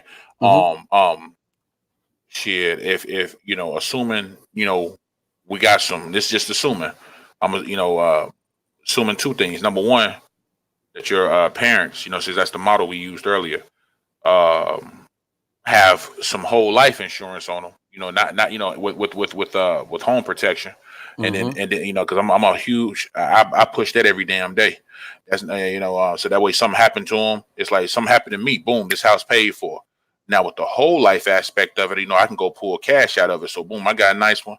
I go pull some cash up out of it. All right, cool. Now I feel more comfortable going ahead and moving. But these are the types of things that we just need to have need to have going on anyway. I mean, I hate to sell somebody a policy today and they think, okay, cool, I can move down south. No, man, because when you ain't gonna see no cash value for the first 2 years. So until year 3, then you're gonna see some money coming in there. Ain't gonna be enough to do nothing with. You know what I mean? So it needs to at least be, let's just be realistic, delayed gratification on all this. With 10 years, 10 years at the very minimum before even hauling ass, but if you, Arizona's a nice place, man. I used to dibble and dabble around Deer Valley. I think I'm Mm. yeah. You know where that area is, right? In Phoenix. Mm-hmm. Yeah, man. Yeah, I miss Union and all that area over there, man. Yeah, I used to have an office out there. And yeah, it was some good times. But anyway, that area is high as hell. That's so again, I wouldn't have no interest in Scottsdale, Phoenix. Not at this particular juncture in my life. I'll put it that way. It's just I'm biased when I tell people that they should perhaps relocate to the South. If you don't have, let's take, if they didn't have this on the if they didn't have like homes and all that in other places, of course it's easier to say, and that's how I think about it. Just like, hey man, if you ain't got nothing else going on, why not? Why struggle in New York when you don't have to? But like I said, we'll use this example that you presented. Using the example that you presented, I don't believe in us selling businesses. Damn sure not a house. Like you mentioned, Mm. it's an asset. I ain't selling nothing. You'd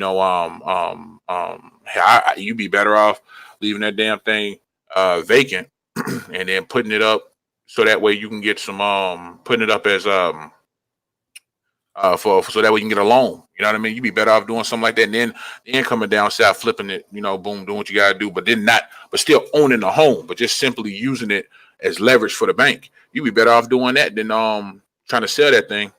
I mean, it's Mm-hmm. too much. It's too much you can do with it, and then to be selling it, letting Pedro and them have it, because once Pedro get it, he gonna show you what to do with it. See, even in Atlanta, I used to live up here, but these motherfuckers so Mhm. bougie up in Yeah. Alpharetta, I can't even go into the street view and look at the homes. I know where the homes, the big ass. These motherfuckers hating. Oh, there we go. See, this is what we're Yeah. referring to. But So hmm also, bro, when I'm Moses, thinking have you about going noticed down one south, thing? go ahead. Have you noticed something? How there's one way in and one way out? Mm. Oh, when you get to these Like, type of communities, yeah, like one way in, one way out, and they think it's good. I would not live in no place like that. Well, yeah, and I see where you're going, crew, and that's how I feel about you know all of us coming back, quote unquote, home. You know what I'm saying? Like no, our home is everywhere, man. Like we ain't gotta limit ourselves to the South.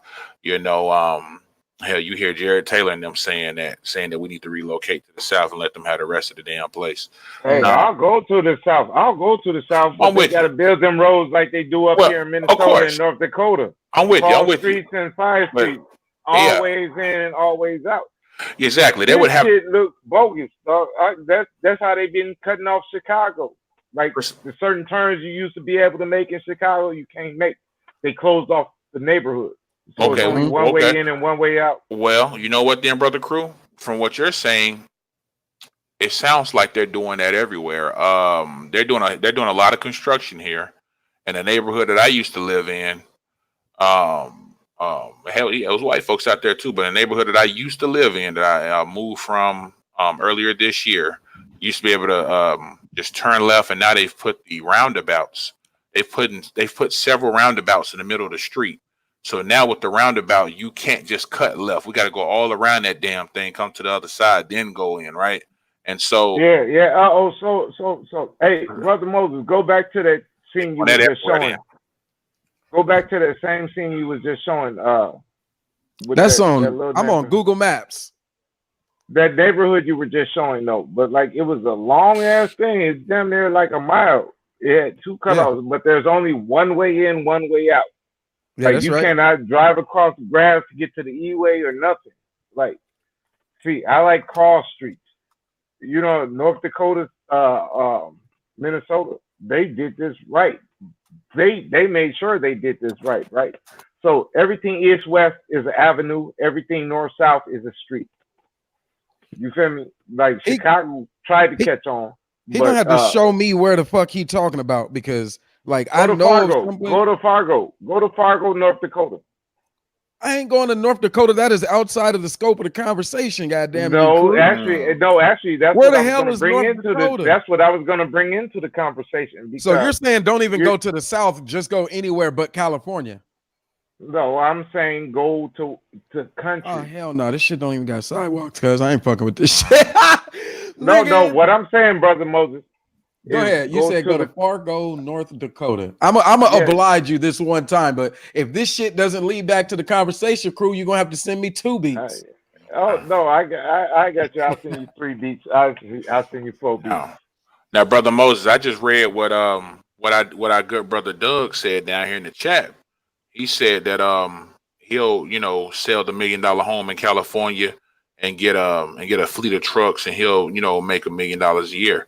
Now I'm not opposed to that. I think that's something that perhaps he should explore. Definitely worth doing. There is no one way. That's the deal. When we had these conversations, there is no one way, one size fit all cookie cutter program. I say, brother Doug, salute to you. I say, make it happen. Sister George, is that brother George? I mean, excuse me, brother Doug. Excuse me. Oh no, I see Doug right there with the 500K, but then we got a sister George. I know there's a brother George. I didn't know there was a sister George, but salute. I don't know why she didn't just call herself Sister Danielle. She's trying to be different, man. Brother Moses, Oh, Danielle, she a good sister. She a good sister. She you never know what you're gonna get when you get Danny on the panel. But she's sweet though. All right. Yeah. I see. Brother Moses got his mouse out there in Monoman or some shit. Where you need me to go? You said go to Fargo. I don't know nothing about Yeah, no Fargo. Zoom in, go to Broadway. Broadway, the main strip. You see Am I supposed to know where 94. Broadway is? All right, you see 94 going right through there. 94 take us straight to Chicago. That's what I'm This saying, 94 man. is what you're referring to. Chicago ain't that I-94. expensive, man, on real estate. I-94, go down a Shit. little bit. Yeah, I-94. While we playing, What you said? I said Chicago ain't that bad on real estate while we playing. Like, see, this is what I'm talking about. Look at all of these squares. This is all land. Somebody owns all of this. Now, I wouldn't mind negotiating what this would look like.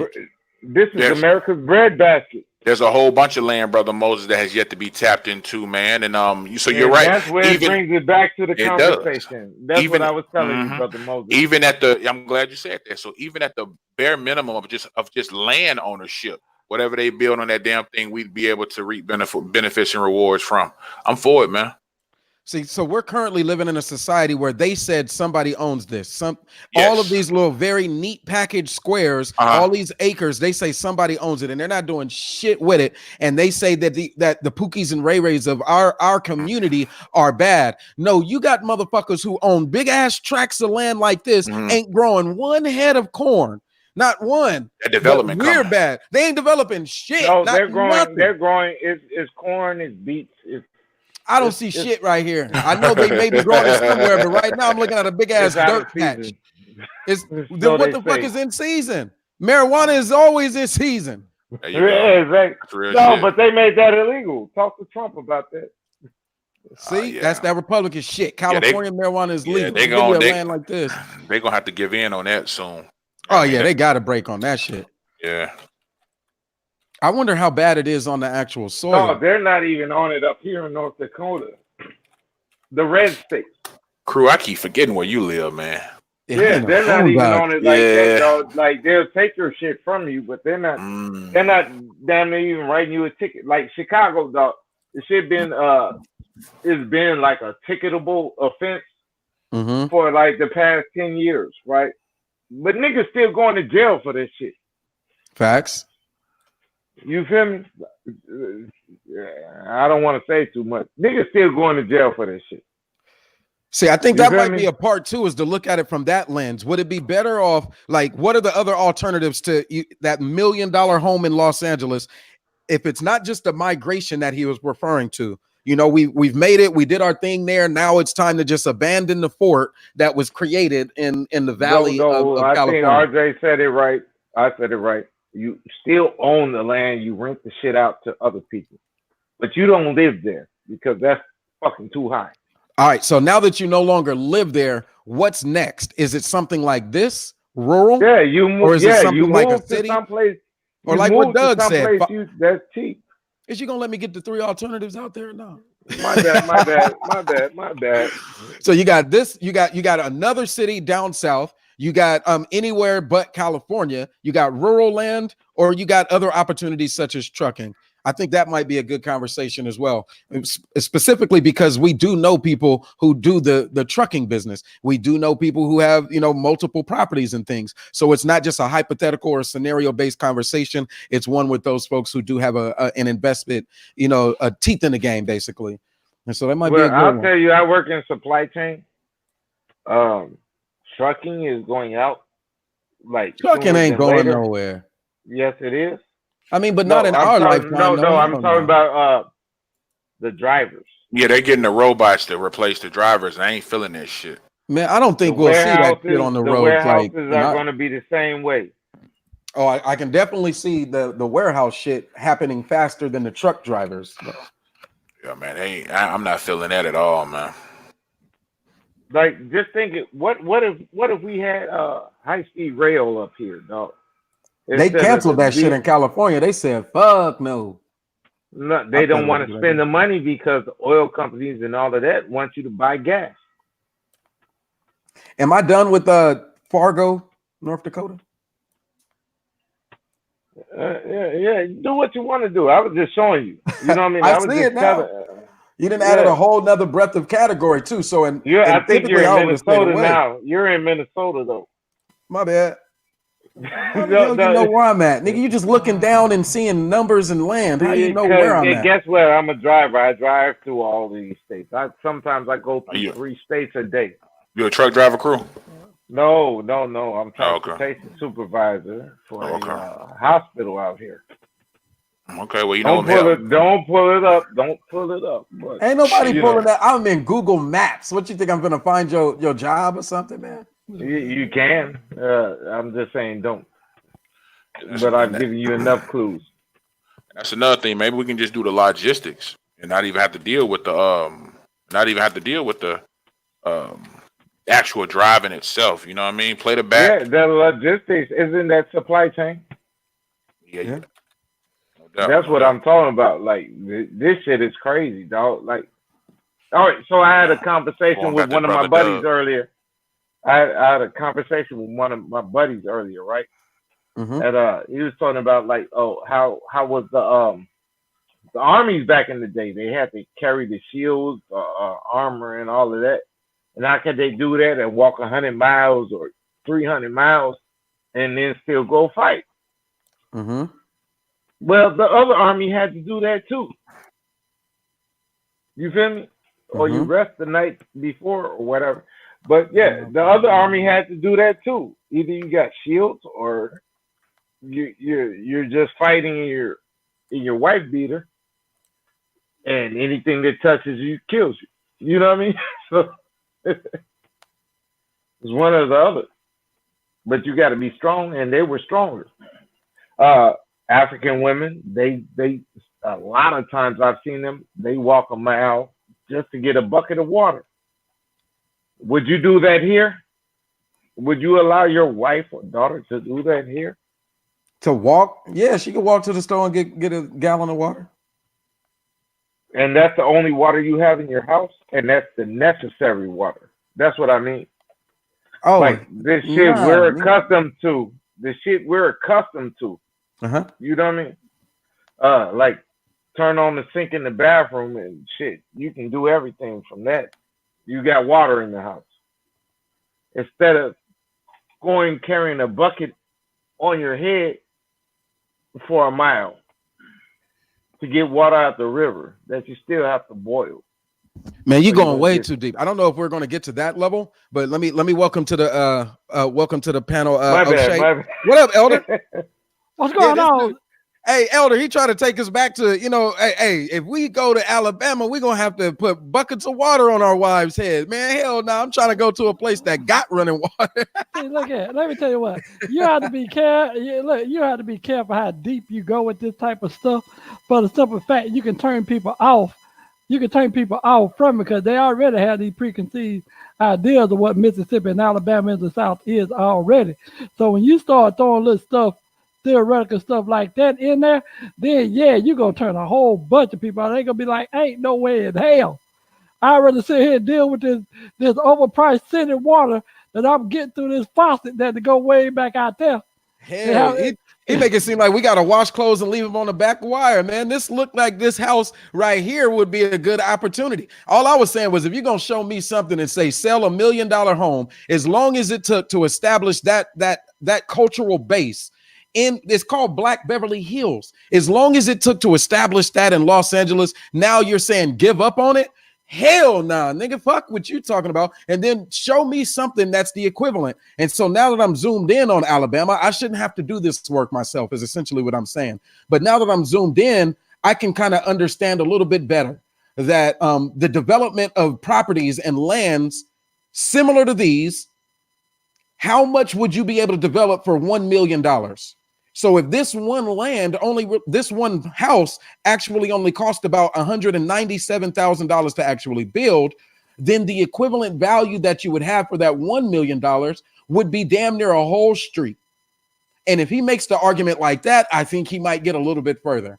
If he makes if he makes it on a grounds of just a swap, leaving this house for a different house, then I don't think he has the same leverage. But if he's saying you have equity up to $1 million on this home that your parents have been paying or your parents or your grandparents have been paying for these generations, maybe an insurance policy, maybe a job or something else that you have 401k, and we're looking at this land right here, all of this land for the development of more houses. And we are coming to African Americans to be first on the ground for the development of these houses here in Alabama. Now that's specific, that's accurate. And then to be able to position it as such, to say, look, your portion with your $1 million, yes, you can have your one home, but would you also like to invest in another home? You have the option to invest in additional units that will be open and available to people who live on the community. Here's some of the advantages of doing something like that. And having the conversation from that lens, rather than just there's too many people on welfare and too many homeless folks in Los Angeles, it's time to leave. No, motherfucker, show me the real opportunity that you're referring to, make it make sense and make it feasible so we know what we're discussing here. And then if there's actually any real estate investment people who do have, or real estate development companies that are African American that do have agenda items or lands that they're looking to cultivate and develop, then actually bring that information forward, the real honest to God truth. Because you have a conversation with Moses about it and you bring up a politician like Auntie Maxine, I'm going to give you her phone number and say, don't tell Moses what you think of Auntie Maxine. Call her, hit her up on her YouTube and let her know. Her constituents right there probably would not just say yes unless you're talking about a major investment opportunity. And then she probably won't give you access to her major her constituents like that unless you're talking about something that's really economically rooted and based. And if you don't have that level of research done yet, then it's probably too premature a conversation. But go ahead, Brother O'Shea, go on in with it. Yeah. Okay. On that same line, let me go in. Let me go in here with this. Let's check this out. Let me give you a scenario, right? Yes, sir. $1 million. Move to Mississippi, not the Gulf Coast, because the Gulf Coast is getting expensive. Do not move to Hattiesburg, Mississippi, because it's getting very expensive.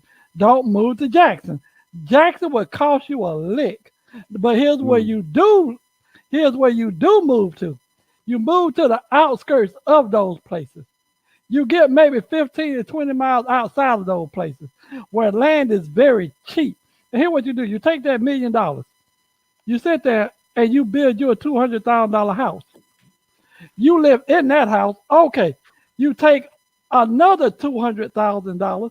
You buy up you some land, and with that same $200,000, you sit there and you start you a small house movement or community in that particular area, where these houses are about 14, 14 by 24 feet long, which would cost you about 25 to $30,000 per house, depending on how sophisticated you go with it, and who you get to build it. Because if you get hands on with it, you'll save a lot of money. And guess what? You get a few of those and you put them on that land. Check this out. And you can charge $350 per head. No, you can, yeah, for those houses, or $350 for that unit. And check this out. Real quick. And you still have, I'm sorry, go ahead. Elder, would you be referring to like what would be the better opportunity in between New Orleans and where the hell is this damn freeway going? Freeway. What freeway? So it looks like there's a freeway or a main artery that's running through Hattiesburg that comes from New Orleans. So are you saying would it be better in Mississippi to connect between New Orleans and like Hattiesburg, or you said outside of the coast? You gave like 3 different examples. I'm just looking for one to actually zoom in on. Okay, you want to zoom in on something? Yeah, I like specifics, like real. I'll tell you what, right there where you are, right there, it looks like 2 highways intersect each other. Come back, I can't, look like 40, is that 49? Look like 49, come back to your right, go to your right. Come on, stop. Come back to your left. Come on. 49 right and there. 10? Now go up. Go straight up. Go on up. Nope, wrong way. Right there. Right up. Go back up. This go way? straight up 49. Straight up 49. Okay, yep. Got it. Now right there in that area right there, where 49 and what is that? I can't see it on your 49 and that other highway right there. 49 and that other highway cross it. That would be a pretty good area. Because you're not all the way on the coast, but you're right outside of Hattiesburg too. You're in between them. And you have a lot of activities going on in those areas. A lot of activities. You got the casino, you got the beach, and then you got Hattiesburg, where it's a major I can't even say that metropolitan area? Yes. Mm-hmm. So look, those would be good areas to start development if you can find the land at a very good price. Because you have to kind of be careful in those areas because people see the development coming. So the price of that land ain't playing if you ain't very careful. Oh yeah, that's the same thing you see up here in North Dakota. All that land where nobody's at. Get the extra stuff. But now if you buy the extra, because those gonna be the suburbs sooner or later. But now going back to what I was saying, go ahead. You get you a few acres of land, you sit there and put those houses on there that size, and look, you charge $350 per unit, and look at $30,000, and you're dealing with $1 million. 200,000 have went to your house. Now you're gonna take another 200,000. You can put it. Let me if my math ain't off, you're gonna put about 5 units on that land. If it costs around $30,000 per house, that's 30, 60, 90, 110. Yeah, you're gonna put about 5 units there. Over time, you're gonna make your money back off that. And you were doing this all within $1 million, and then you still have a lot of money left over. To the point where you can become a real estate owner and a tenant owner. Mm-hmm. And you really don't have to deal with that hands-on. If you want to hire somebody, the person just to deal with that themselves, and you don't even have to touch it. So the opportunity is there. It's just a lack of imagination. And then I'm not gonna lie to you. You may have to look. You're gonna have to deal with a lot of laws and regulations. That's just part of that. But guess what? I watched the teenage house movement, and everywhere they go, they have to deal with a lot of laws and regulations. But you know what? The people who are willing to fight it, and which many of them do, and they win. There are whole entire communities popping up with these little small houses in it. So you mean we can't just go and tell them, we can't just go and make them an offer they can't refuse? You can. That's on you, though. You can if you want to now. Fucking with the people if you want to, man. They got one ATM for miles. Jesus Christ. No. Look, don't play stuff like that, man. Don't play stuff. And let's look at it like this too. No, but look, this kind of speaks to what you're saying too. Your ATM, Somebody came down here and made your these 10 9 houses. millimeter. Dog. 1, 2, 3, 4, 5, 6, 7, 8, 9, 10. So this is the same equivalent of saying this is the opportunity area of $1 million, but in a place like Wiggins, Mississippi, versus one house that you might have in Los Angeles. So the equity that you may have in that one house that you've been paying on, or that your family's been owning outside of Baldwin Hills, if they are actually owners, this is what that actually looks like in other worlds. This world, could you survive with 10 homes versus the one? And is this a better opportunity area than the one of living in Los Angeles? Now that I look at it from a more strategic lens, it starts to make more sense. So again, appreciate that, brother Ray Alexander. I'm still not selling and just leaving LA. I maybe, if you give me these 10 and the one in LA, if it actually works out that way, then we can see what happens. But when you're trying to build a beloved community, I think this is a good way to look at it. Oh, I go look. Like I said, own LA. LA can pay for this neighborhood. That one unit in LA will pay for that neighborhood. And then you rent that neighborhood out, and then you go live in the big house over there somewhere on the beach. And so you hear people say, why aren't we building? Maybe this is what they might be referring to. Why are we getting complacent and just, I think he said even in his article or the blog that we're stagnant. So our growth is, I mean, we're dynamic people, but why aren't we evolving? Look at all of this land that's still open for development, and we haven't gone over there and told them yet. We haven't even made the offer for those of us who are African Americans in places like, here's how I would take the argument. If I was on his side, I would say, well, look, the past 50 years, you fought your ass off politically, everything from the Republicans to the Democrats and everything that had to happen, police brutality and things that were happening here, schools, education. For all of those reasons that you fight, you have to commend yourself.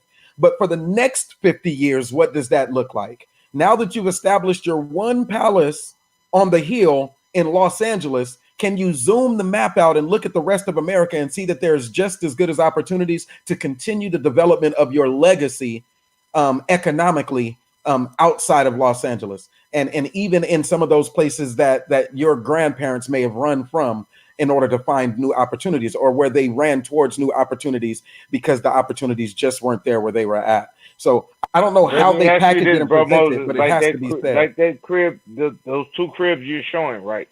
Yep. Have you ever lived on property that big? I'm sorry, can I ask you a question, Brother Mo?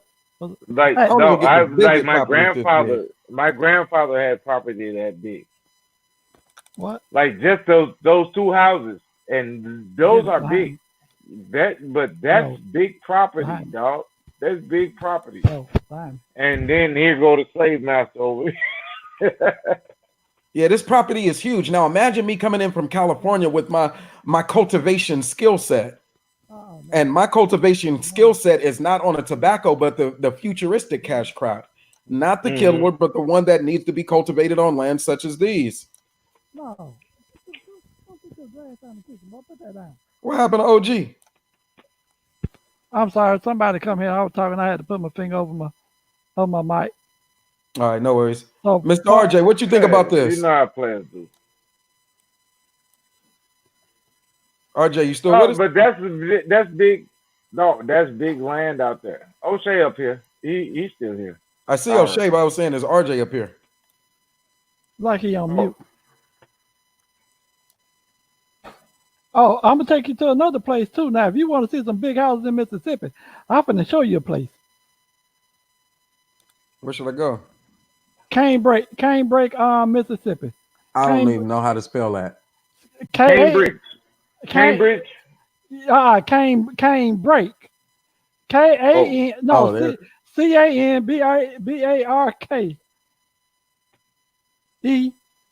Country Club. It probably pulled up by.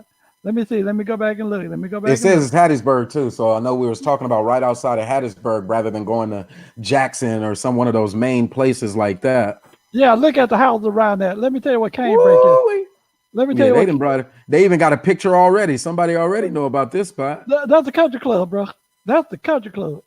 So where the houses at? All around it. It's a gated. On the shore. On the shore. Look, Do you see those on the shore? Are these black or? No, these white folk. I'm afraid these are white folk. These You are have to show me some black folks, you want to man. see black folk? You want to see black folk? Oh, Look up Olympia Fields, Illinois. I'm telling you. Here That's you go where I running was from raised. the south again. Olympia, Olympia Fields. hey, Illinois. what program you using, Brother Moses? Google Maps. I'm on Google Maps online. I don't see it like this. No. No. Hey, it used to be 3D. If the 3D didn't break, that shit would have been even cleaner because I would have been able to do like a street view, but from hella far away. So imagine looking at the city from like a helicopter. So I would have been able to see like all the big houses and shit. And that's how I got most of the ones that I put on the slide earlier. But then something happened, like it disabled. And so I tried to bring up another one, Google Earth. That one disabled. And then when I went to even my last one that I typically use, which is the LexisNexis, that motherfucker was disabling the map feature too. I'm like, man, y'all just can't let a nigga be great. You'll break everything in America before you allow me to create some content.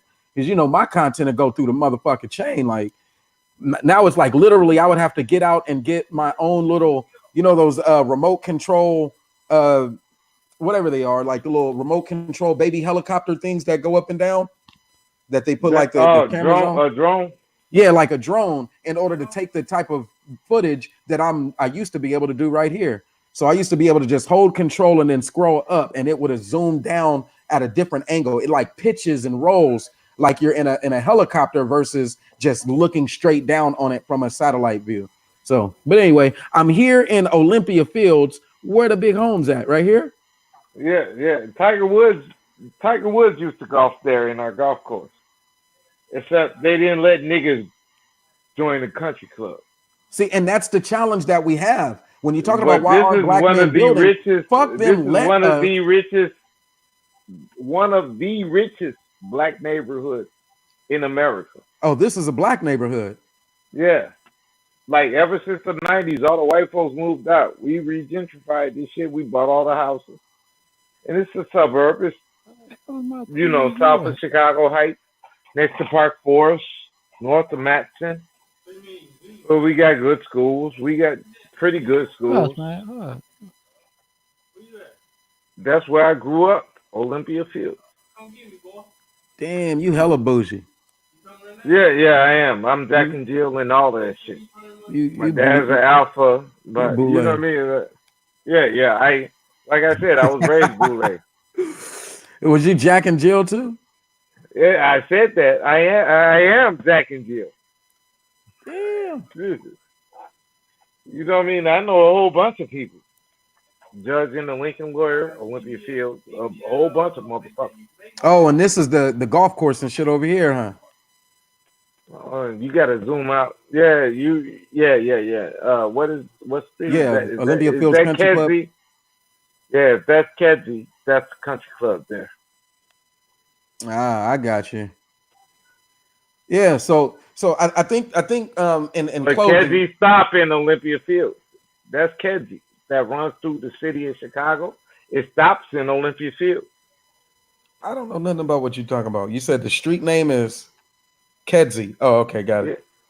Yeah, that street is Kedzie. That shit stops in Olympia Field.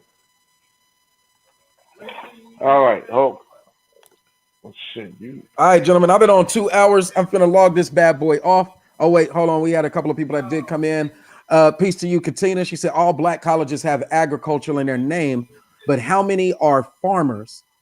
How are they using the land down south that they own? This is quite interesting. Absolutely.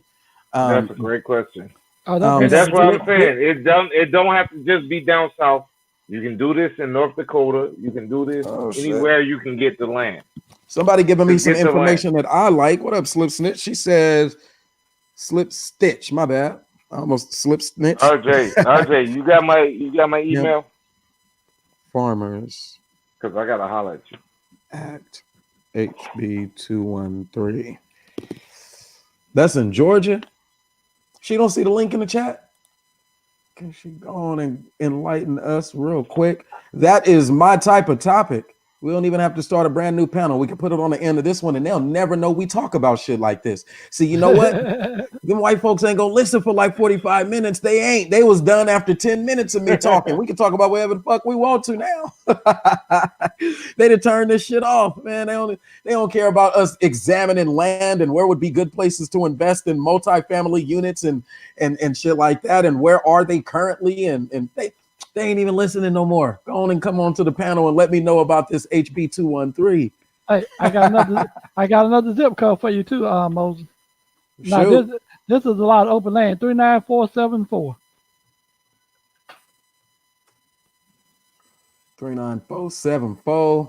Yeah, now you're gonna find a lot of country land, bro. Prentice, Mississippi. Yeah, I even from this distance, when you're looking down, that it's still lush, it's still green, which means that those trees that are still there are still connected to probably their original roots. The land and the soil is still right for, the line of businesses that I think. I'm not trying to be the super rich guy. I just need enough to contribute to the conglomerate. And I need a space to actually do that in where it's affordable. In California, as you saw, that $1.1 million home had no front yard. I mean, you can't play marbles in that front yard. No backyard. The homes are stacked up on each other, but they're saying that's $1.1 million. It sounds like to me, somewhere along the line, they don't know economics anymore. $1.1 million. Now I'll show you $1.1 million. They're doing that out here too, Brother Moses. Like they got apartments stacked on apartments. Like they're building, like West Fargo, they're doing the same thing. And I don't agree with that. It's like, give your kids some space. You know what I mean? Even the houses, right?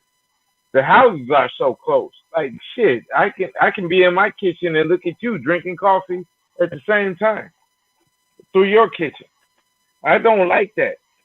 Like, give me some space. I need some space. Not just the space, but if you don't have the land, then your only productive capacity will be to work for somebody else.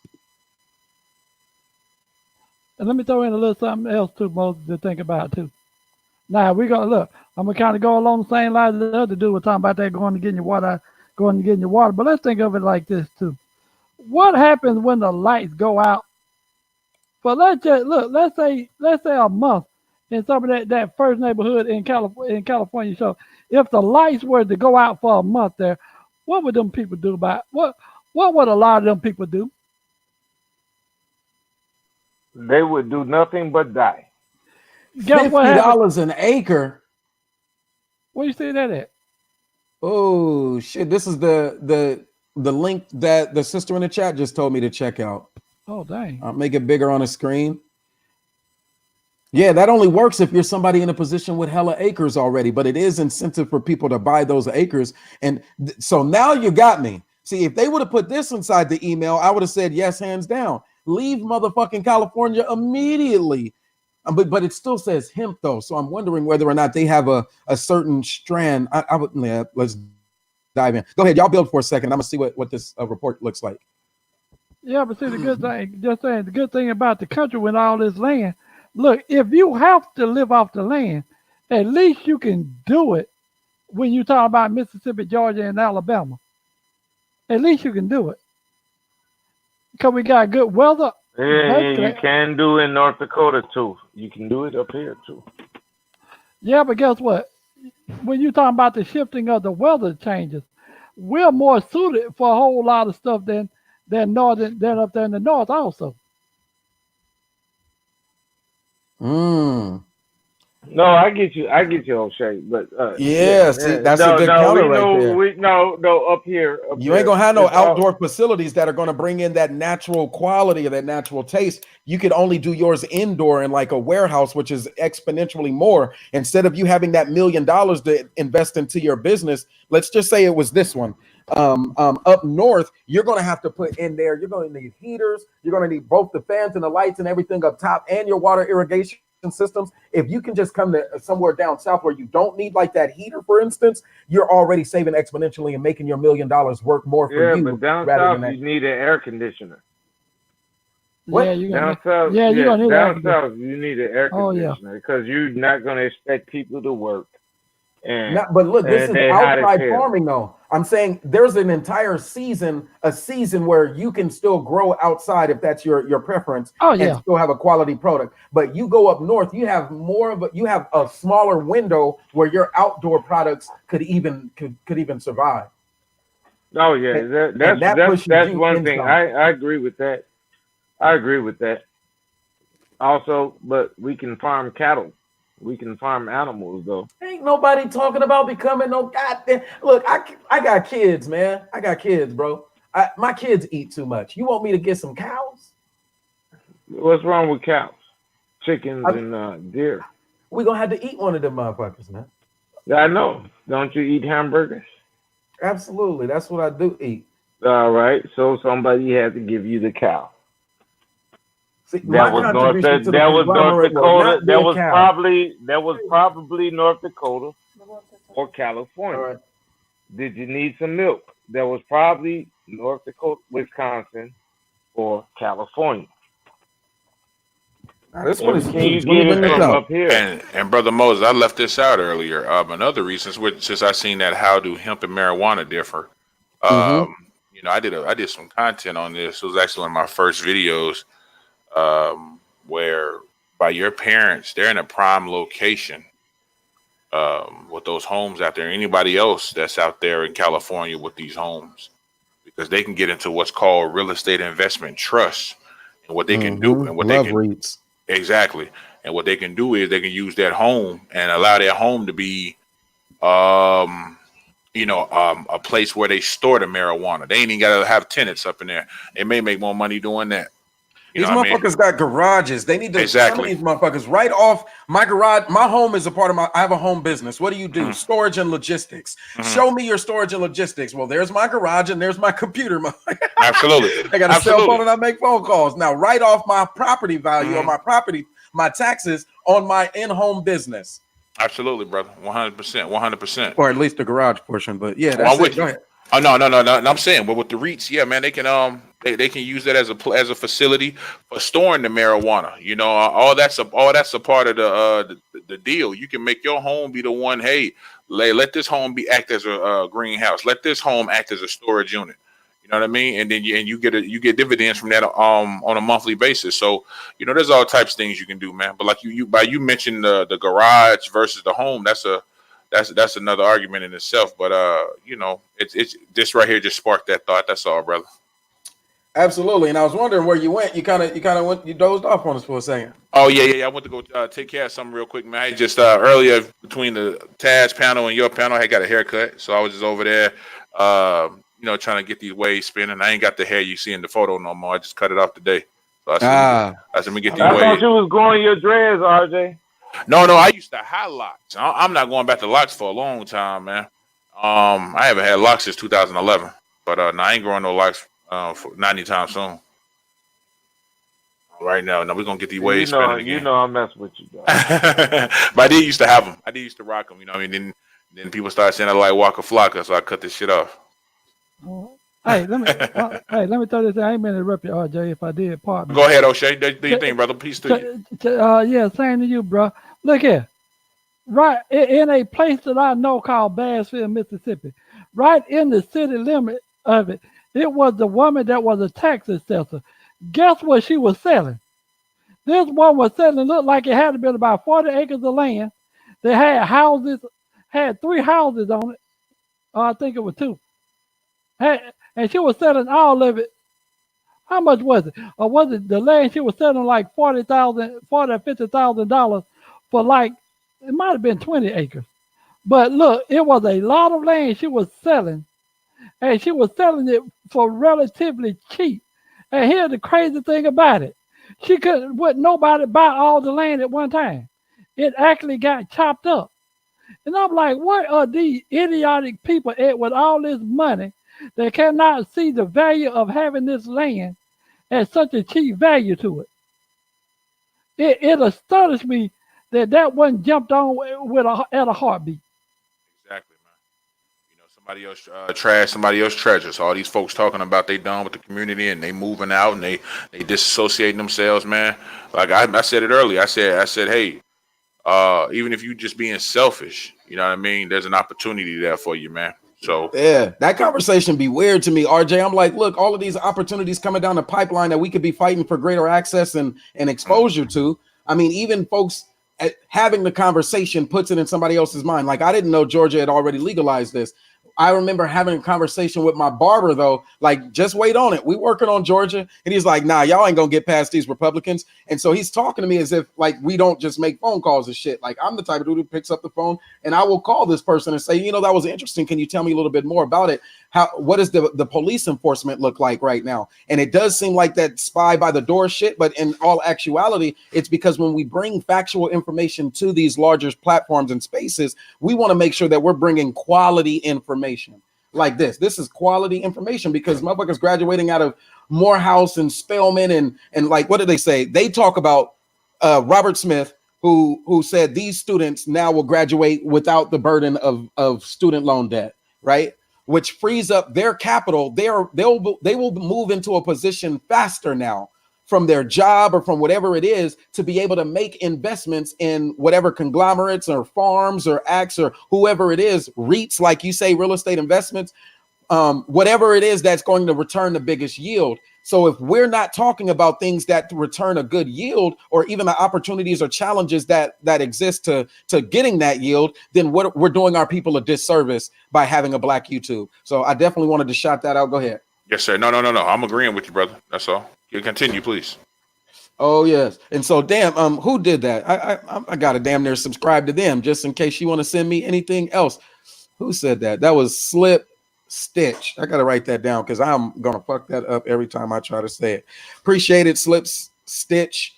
This information is quality, and that's what I'm talking about. So the person who sent me an email for the first part just said move to the South because California is poor or poverty rates are too high and all of that shit.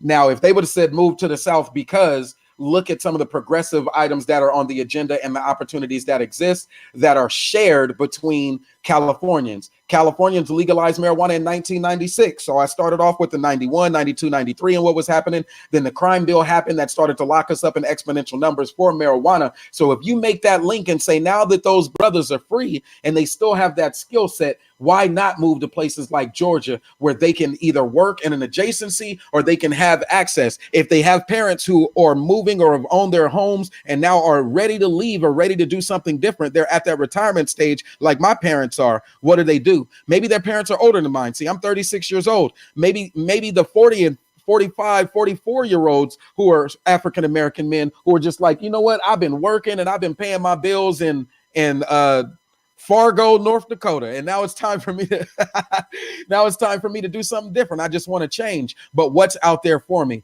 I kind of like how that was presented and brought out there. So Georgia just got another thumbs up. It's still not Alabama, though. So I still got to find the correlation with Alabama. Yeah, we know when it come down to Alabama, he fell off. He'll be back here shortly just to keep it rolling. Yeah, when it come down to Alabama, hopefully they'll follow suit shortly. You know, with them being they're so staunch, you know, red that, you know, it's just like you would think because of the income potential, they'd be like, all right, go ahead and bring it through. You know what I mean? Putting all this other stuff aside. I hate when, you know, they always call this the Bible Belt. And I hate when they use that term because it's like you guys aren't thinking about the Bible when you're around here raising all this hell, when you're around here gentrifying, when you're around here, you know, redlining, when you're discriminating, you're not even concerned with the Bible. So, you know, let you miss me with that talking point. I think they should be able to sell just for the sake of, you know, income and economy. I think liquor should be sold 7 days a week. Like here, you can't buy it on Sundays. You know what I mean? And 3 times in a row they kicked me out, man. They would not let me back in the stream. Because you spitting that fire. That's why, Brother Moses. You know what I mean? You know they gonna do it, man. They supposed to. They supposed to cut me off, man, every time. Yeah, but they sell that stuff 6 days a week, and I'm like, might as well sell it 7. I mean, you've done every other wicked and unthinkable thing known to man, So it's like I think the Bible Belt. We were just talking about the Bible Belt and all that, brother Moses. I mean, it's like why even that should to me. I think that argument should be taken off the table because again, like I mentioned a second ago before you came back on, they've already become involved in every heinous act you can think of. They've already mowed down everybody there is to mow down. They've already, taken advantage and had every color of punani across the spectrum, by force or by choice. So it really ain't nothing much more to do. I don't know why in the hell they even still make that division. The reason that came up was because you were just talking about Alabama. And I was just like, yeah, Alabama, they so, hey, we read with this, we buy the book. And I'm like, no point in being by the book when you do every damn thing else up under the sun and above the sun to cut up and to get over and to manipulate and to control. So, we can get off that talking point. They may as well go ahead and bring the marijuana in, make alcohol be 7 days a week, stimulate the economy. I mean, hell, you already got folks, doing certain acts that people already didn't agree to. And I'll leave it like that since we're on your channel with respect to your channel. We got people participating in acts that, again, biblically are supposed to be forbidden. And, hey, you're making progression there. So just go ahead and open up the floodgates for everything else, man. Stop picking and choosing with this stuff, man. Especially if it's going to make us money. And even here, that's still that morality versus that capitalism. Capitalism has opened up the floodgates for a whole lot of fuckery. Absolutely. And people trying to draw attention to inner city Chicago, violence and shit like that as a counterpoint. I don't get it because you still have other opportunity areas that could be used as a better point to say, look, there's a lot of land that is just left uncultivated or is cultivated seasonally. But in between those seasons, what are we doing to grow our product base to actually grow and develop our economy?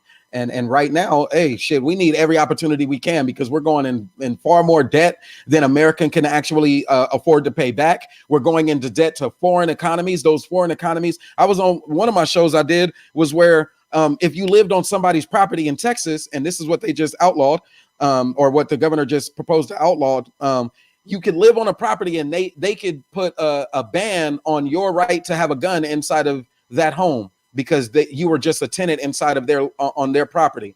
And we don't know if that's motherfuckers from China or goddamn Saudi Arabia who own that actual land and who do that shit. And so what I'm saying is, look, you could be the person who owns the Baldwin Hills home, but we're going to need some of that damn equity that you've invested to start to work on behalf of the black folks who are out here. And if you really want to have an impact on the economy or for the nation or whatever it is, even for your own longevity, you got to include the economics in it. Where is your rate of return going to be? Is it going to be just sitting on the property in Baldwin Hills, or is it going to be in reinvesting that inside of these opportunity areas? And who are the African Americans who are identifying those opportunity zones and areas and having that conversation in an open and public space to where we all can get that information and either act on it or say, you know what, that is damn enlightening right there. And that's almost motivating me, or something that motivates me as I start to consider what would I do with my 401k. So right now, I look at it economically. My 401k is earning pennies on a fucking dollar, and it pisses me off. Mm-hmm. And I'll be like, man, I could have invested it better than that. But at the same time, I'm like, well, shit, what do I do with it to invest in it? Where are the black businesses? And like the Erica Williams, who does it on an individual scale, where are those black REITs? How do I identify who those are? And then how do I transact with them? Now, and that would be the next show. Okay. Well, we'll talk about that on the next show. I was gonna say, I'm gonna be doing some more content on a REIT here. It's gonna be later on tonight or tomorrow. It might be later on tonight. It might be because like I say, I just need to put some music behind it and then post it. But and all we need is CRU who everybody complaining about music, man. Yeah, man. I was throwing a shot at him, Brother Moses. Brother Moses caught on to my shade real quick. Yeah, real quick. All we gonna need is CRU to go on and Hey, he know we trying to develop these platforms and get them entertainment without the fuckery. Yeah. So if we can't talk about the hoes and shit, CRU, can we at least get some music so that people will listen longer than 2-3 minutes of our show, man? I got you. hey, brother, Most got on to that shade real quick. Real quick. You can talk about reach, but you better have some music behind it, or niggas gonna doze off on you, man. I don't know what I'm gonna do without music, man. You know, I don't want to be like some folks on here, man. Just talking and whatnot. Just because I know how my voice sounds. I know my voice isn't the most enjoyable voice to just listen to. You know what I'm saying? I've been told my voice puts people to sleep. So yeah. Let's put a beat on that, man. And I'm not arguing and yelling with motherfuckers on here. We're actually having productive, meaningful conversations. Exactly. Even the person who sent me the email, I'm not coming at that dude. I heard Mr. RJ say he can rap better than you, Brother Moses. Now that's not gonna happen. Brother Moses, I ain't know you can spit, man. Man, hey, I had to tell crew, man. He tried to get a little live freestyle battle on one of Taz's Friday night shows. I was like, man, drop these bars on these motherfuckers. RJ spit too. But yeah, man, it was RJ colder than you, Brother Moses. Man, don't stop it. Man, you an instigator too. Man. Now you won't give the beats and you instigate. Okay, no, man. Like, I used to. What I do? I ain't do nothing. Shoot. Hey, I tell you what. Hey, won't you lay out the beats? We'll do the cipher on them, man. If the cipher's complete, you know what I'm saying. Let's go on and hold them joints. Send you that invoice. Boom. Let's get them. Boom, boom, boom, boom. Let's make it happen. You know what I mean? How about that? That's what we'll, like I said, because I want to support you, my brother. But it was something I was going to say as it relates to Reese. Yeah, but I am about to drop one tonight, Brother Moses, in regards to it's a real estate this video is going to piggyback off my Airbnb video I just did. So yeah, you'll see, brother. So I mean, I love REITs, man. I invested in the marijuana REIT that was only $130. You know what I'm saying? And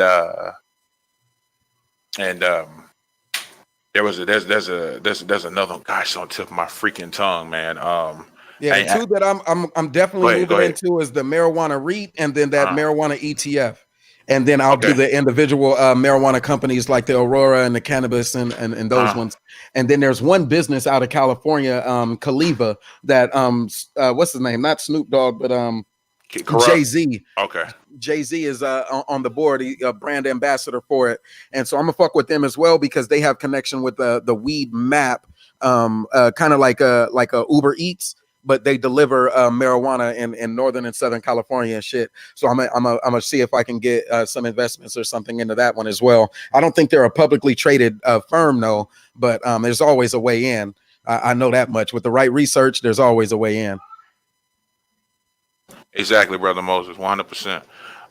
But yeah. So whenever like I said, whenever you're gonna do that next one, bro, I'll be definitely checking, looking out for that, man. Cause those are where it's at, man. It's like, hey, we don't feel like we've been blocked out, y'all. Here go another way right here. You know what I'm saying?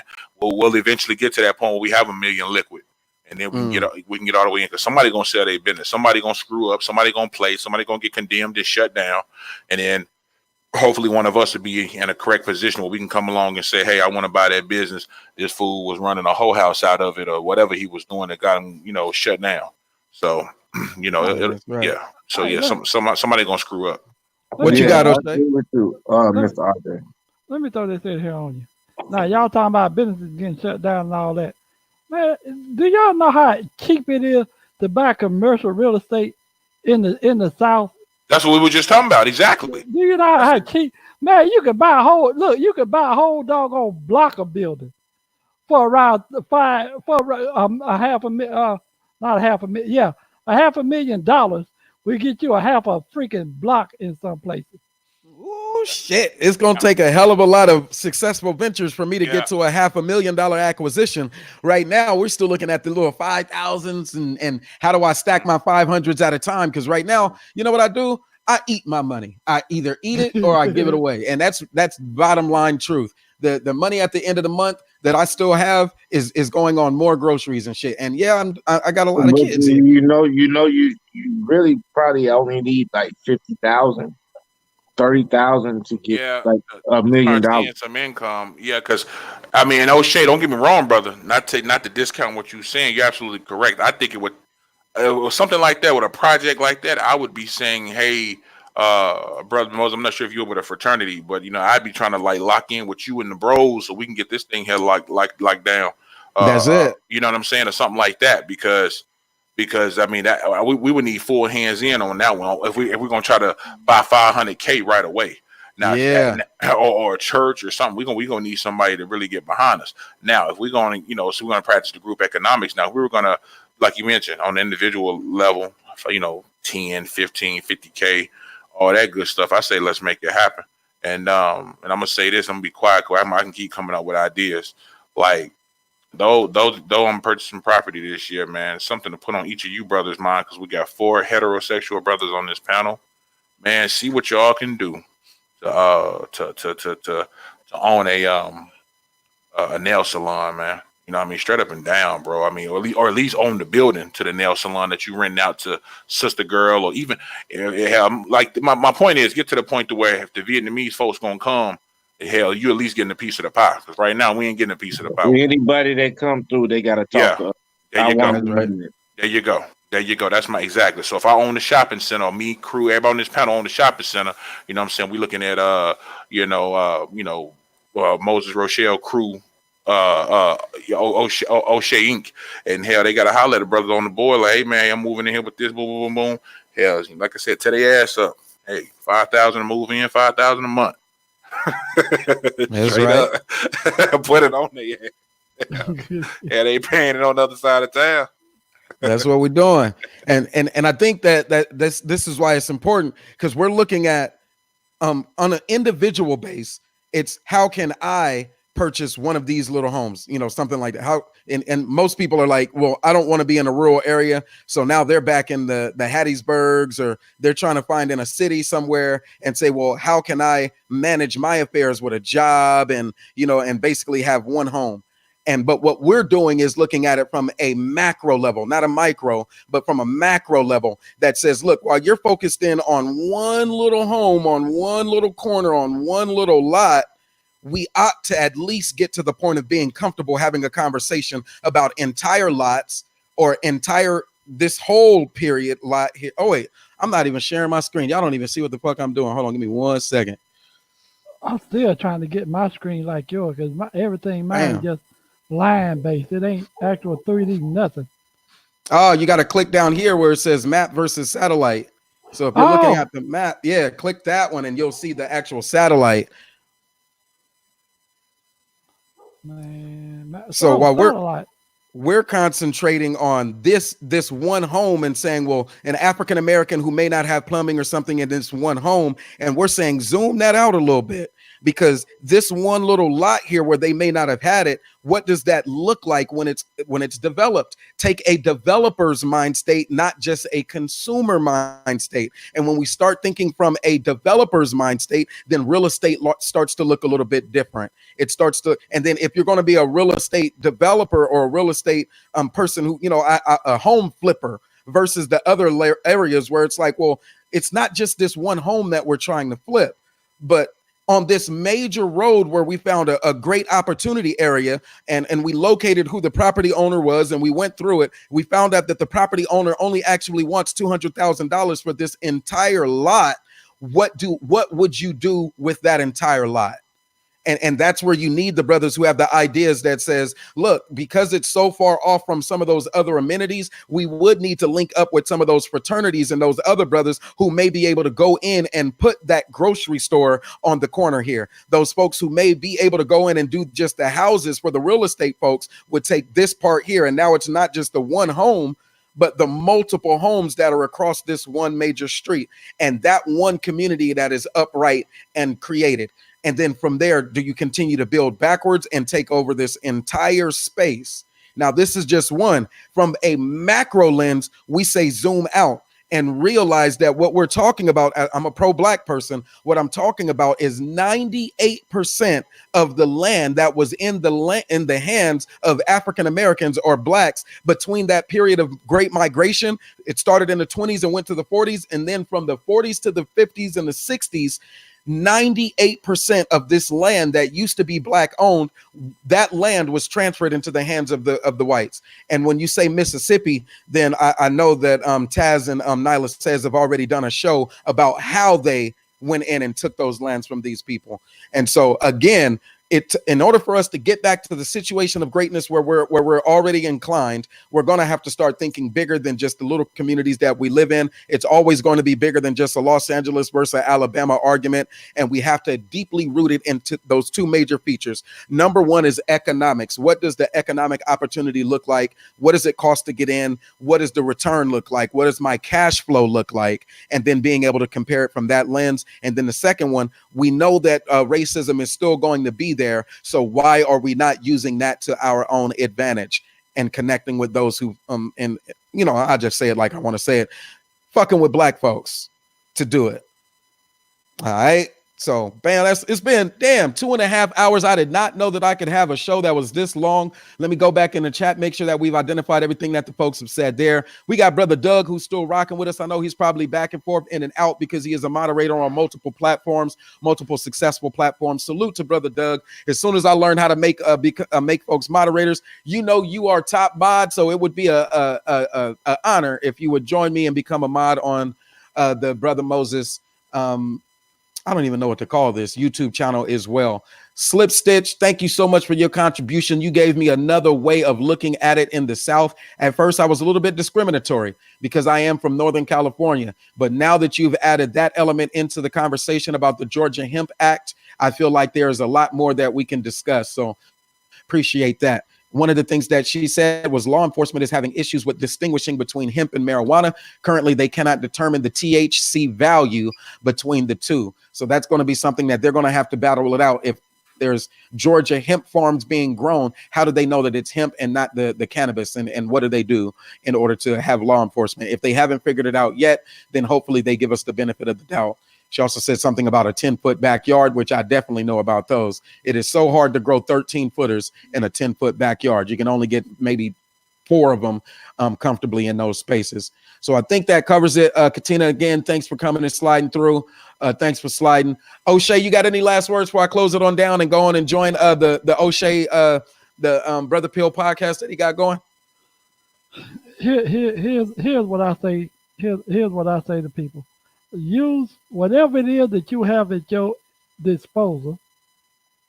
Use it to the very best of your ability. Yes, sir. Use it to, look here, don't get complacent thinking that what you have is going to last forever. Because, see, there's a lot of billion-dollar companies have went out of business. So don't think just because you're sitting on, look here, a $500 million neighborhood, that neighborhood won't get disrupted. I don't care how long it's been there. And just look, and if you just think, if you, how best to put this? Look here, and don't think, we look at business, a lot of people look at business, not nationwide, but worldwide. Look, if you can see business successful worldwide, surely you can see business successful no matter where you live in the United States.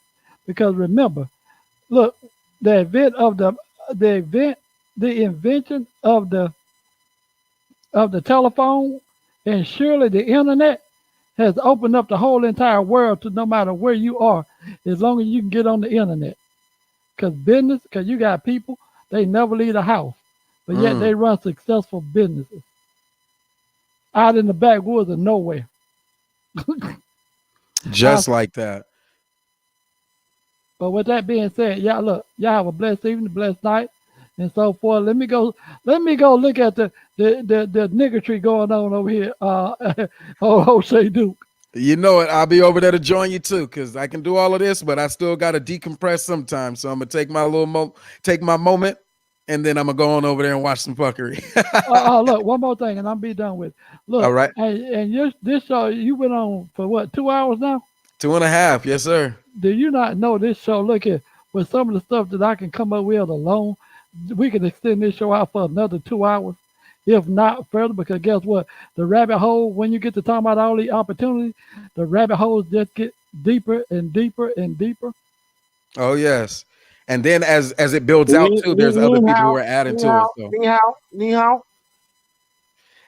Go on and close out, motherfucker. I am God. Let's go, CRU. Last word. Because you're going to dig the rabbit hole all the way to China. Ni hao. You ain't shit. You ain't go shit. All the way down. This shit ain't nothing. So I just wanted to close out with that. Thank you, Brother Moses, man. And support to your streams and everything, man. Keep doing what you're doing, dog. Appreciate you, brother. And then RJ, you know, I'm gonna be looking for that content on the REITs, man. African Americans ready to do business with African Americans. We're out here.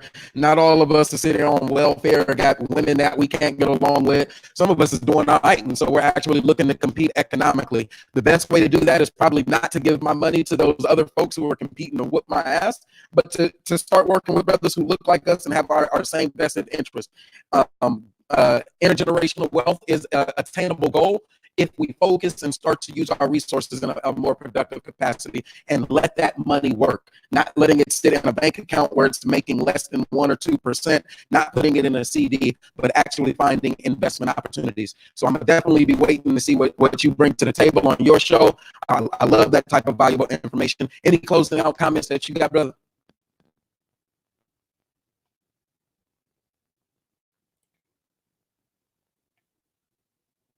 Going once, going twice, and I know he's a busy man that stays focused. So with that, let me go back on and end this.